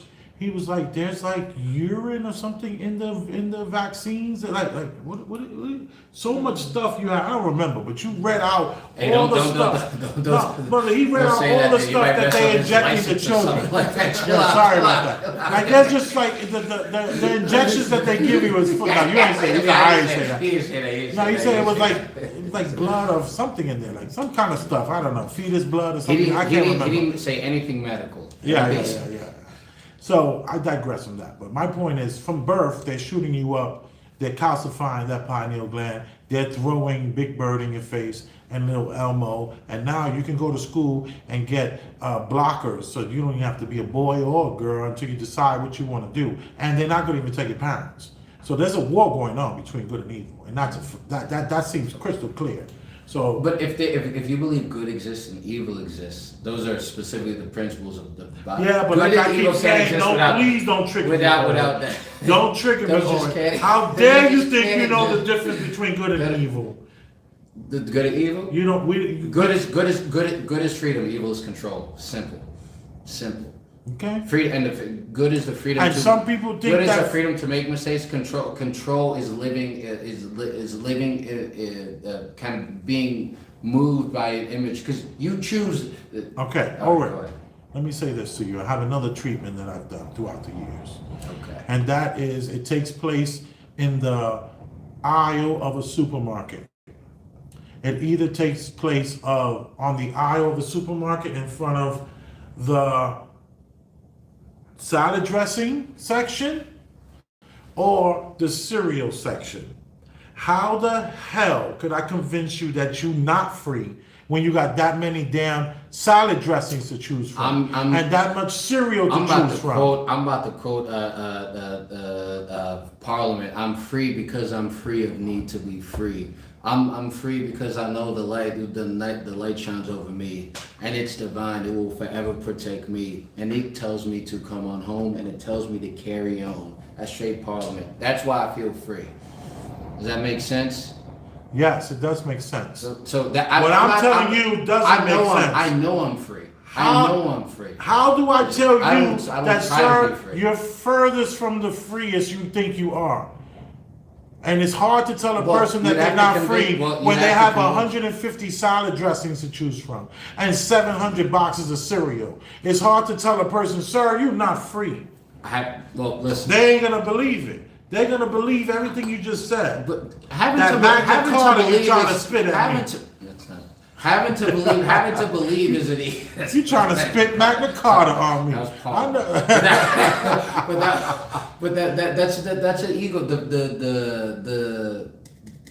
You telling me I'm not free. Don't trigger me, Ulric. How dare you think that you know the difference between good and evil? Hold me back, Ulric. Hold me back, Ulric. No, I gotta hold you back for me. Doc gotta hold you back. He's on your side. You're both lost in your own personal way.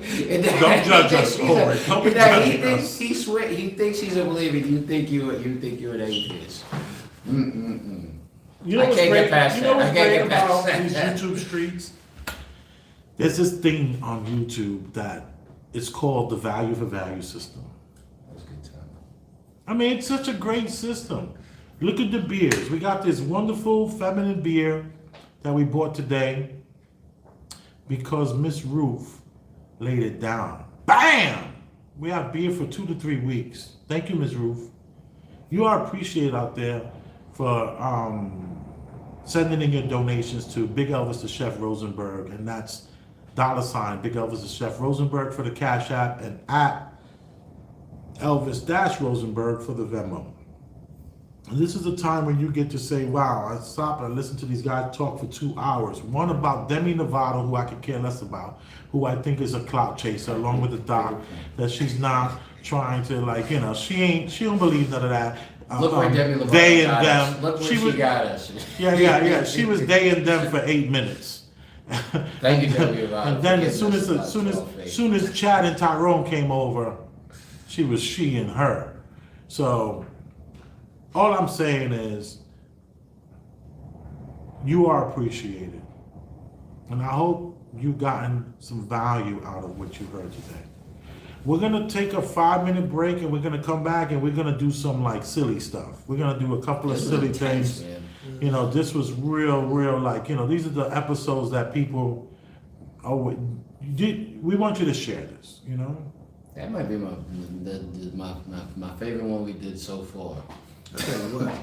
But understand that we're not free. We ain't free. We're far from free. And now, Yes, and this is coming from the guy. This is coming from the guy with the $100,000 car for the last 20 years. Not 20 years, but he been driving a $100,000 car for a long time, and he knows we ain't as free as you think we are with that Magna Carta you try to spit at me. and Was that a Jay-Z reference or the actual No, Magna Carta is like the Constitution. it's worse than ever before. Facts. Worse than ever before. Think about it. On your normal moves, you had a friend from a couple of weeks ago, and say every time you connected with this friend, there's somebody else that knows about it, other than you two. You're talking about, you're referring to privacy. No. You're And not the thing referring about to it is, freedom. the thing about it is the ability. Wait. How could you make? That's like you just like snapping at us saying that. Come on. Hold up. I'm snapping? Yeah, you're snapping at us. Why did I said say it. Tell me Not how freedom. But that's not freedom. You're talking about privacy. Okay, fine. But the thing about it is, freedom. I'm free to act. No matter if you watch me, I'm free to act and behave how I want to act. It's up to me to be moved or conform to your CNI.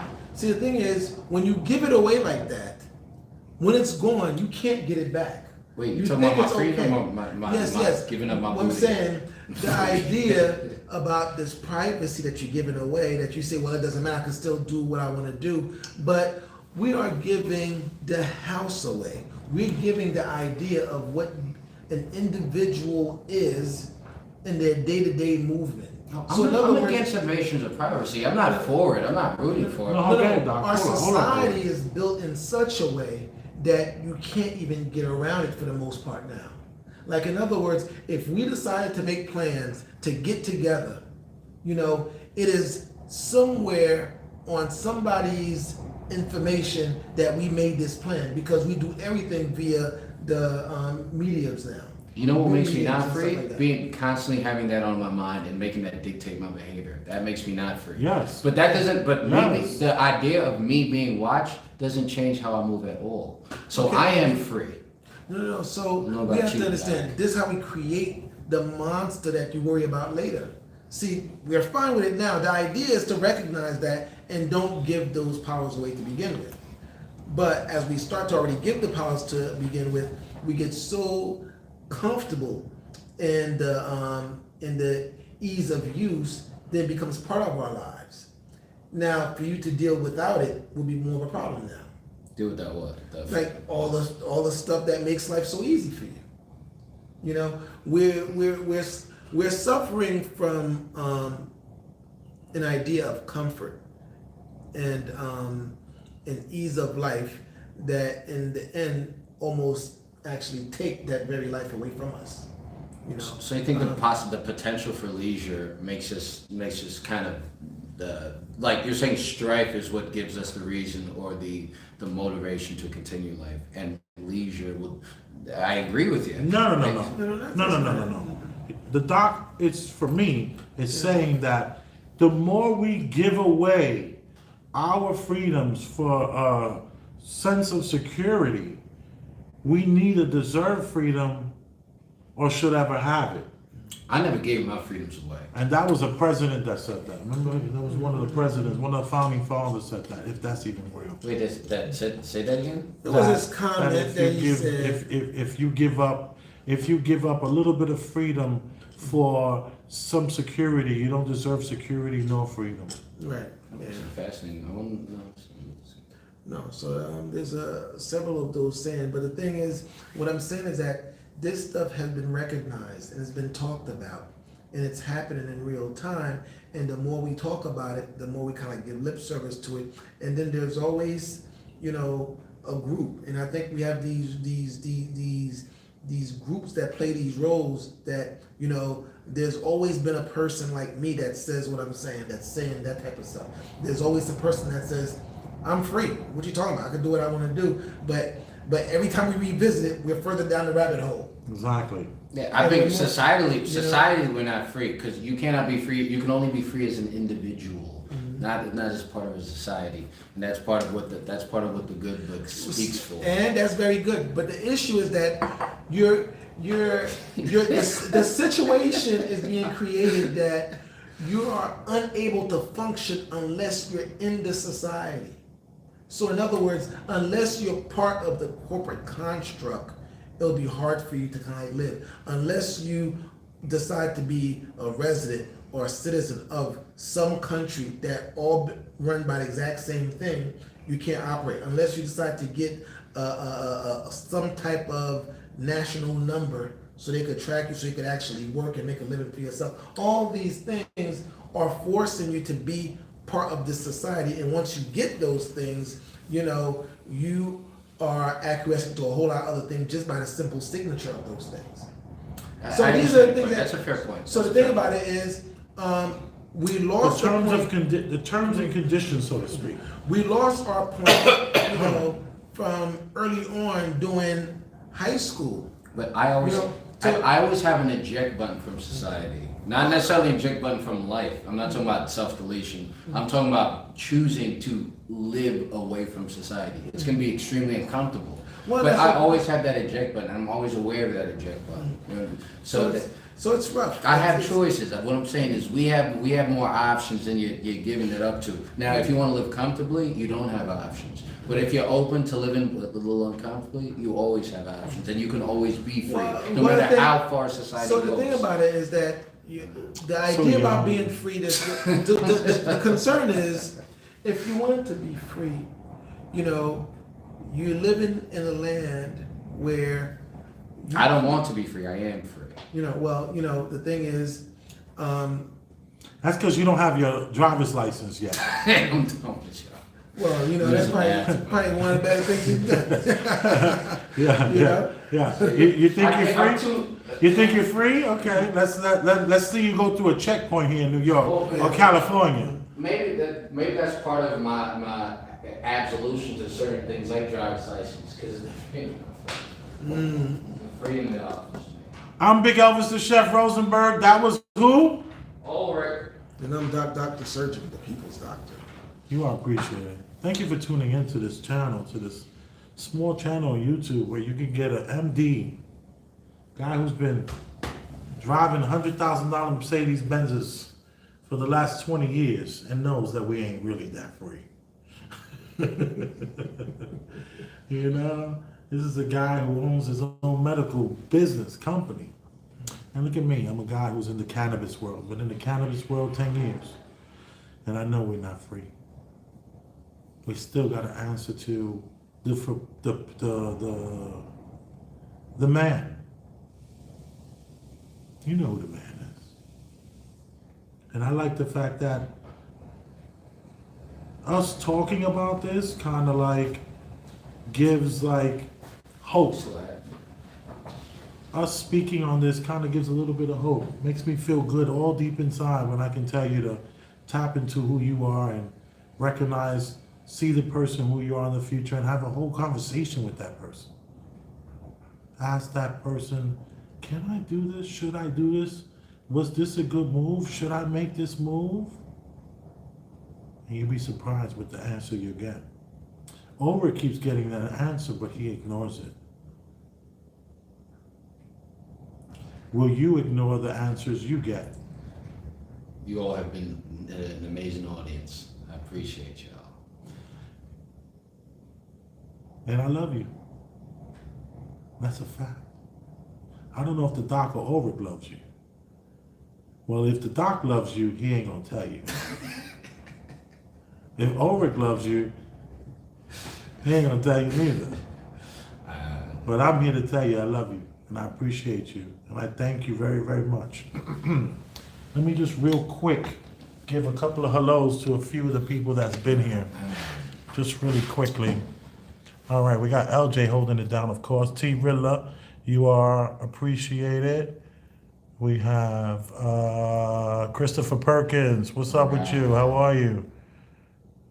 Let me see. Steve Lanner. What's up? I have traveled the world and know that the facts that everyone is the same. All people that want to do is work and take care of their families. Governments create problems, of course. The Hegelian dialectic. Latasha Jonathan, Christopher Perkins, Mr. Kareem Biz Johnson. What is that? Articulation is brilliant. He's a genius. Mr. Kareem, I don't know who that is. Maybe someone needs to seek Salute. out. Maybe somebody came in. There he goes. Kareem Biz Johnson, salute to the shoe and the chat. All right. Thank you, Mr. Kareem. You are appreciated. All right, Christopher Perkins. Let's see who else we got in here. We have a Miss Mac Enterprise. I love documentaries. All right. I do the same thing. I'd rather wait until It's completely over. That's very rare. That's very true. You have to give more incentives. Christopher Perkins again. Rob Lowe, early. Thank you. All right. We'll be back in a few minutes. We're gonna do another short video, and we're gonna bring some of those hot topics. You appreciate it, John.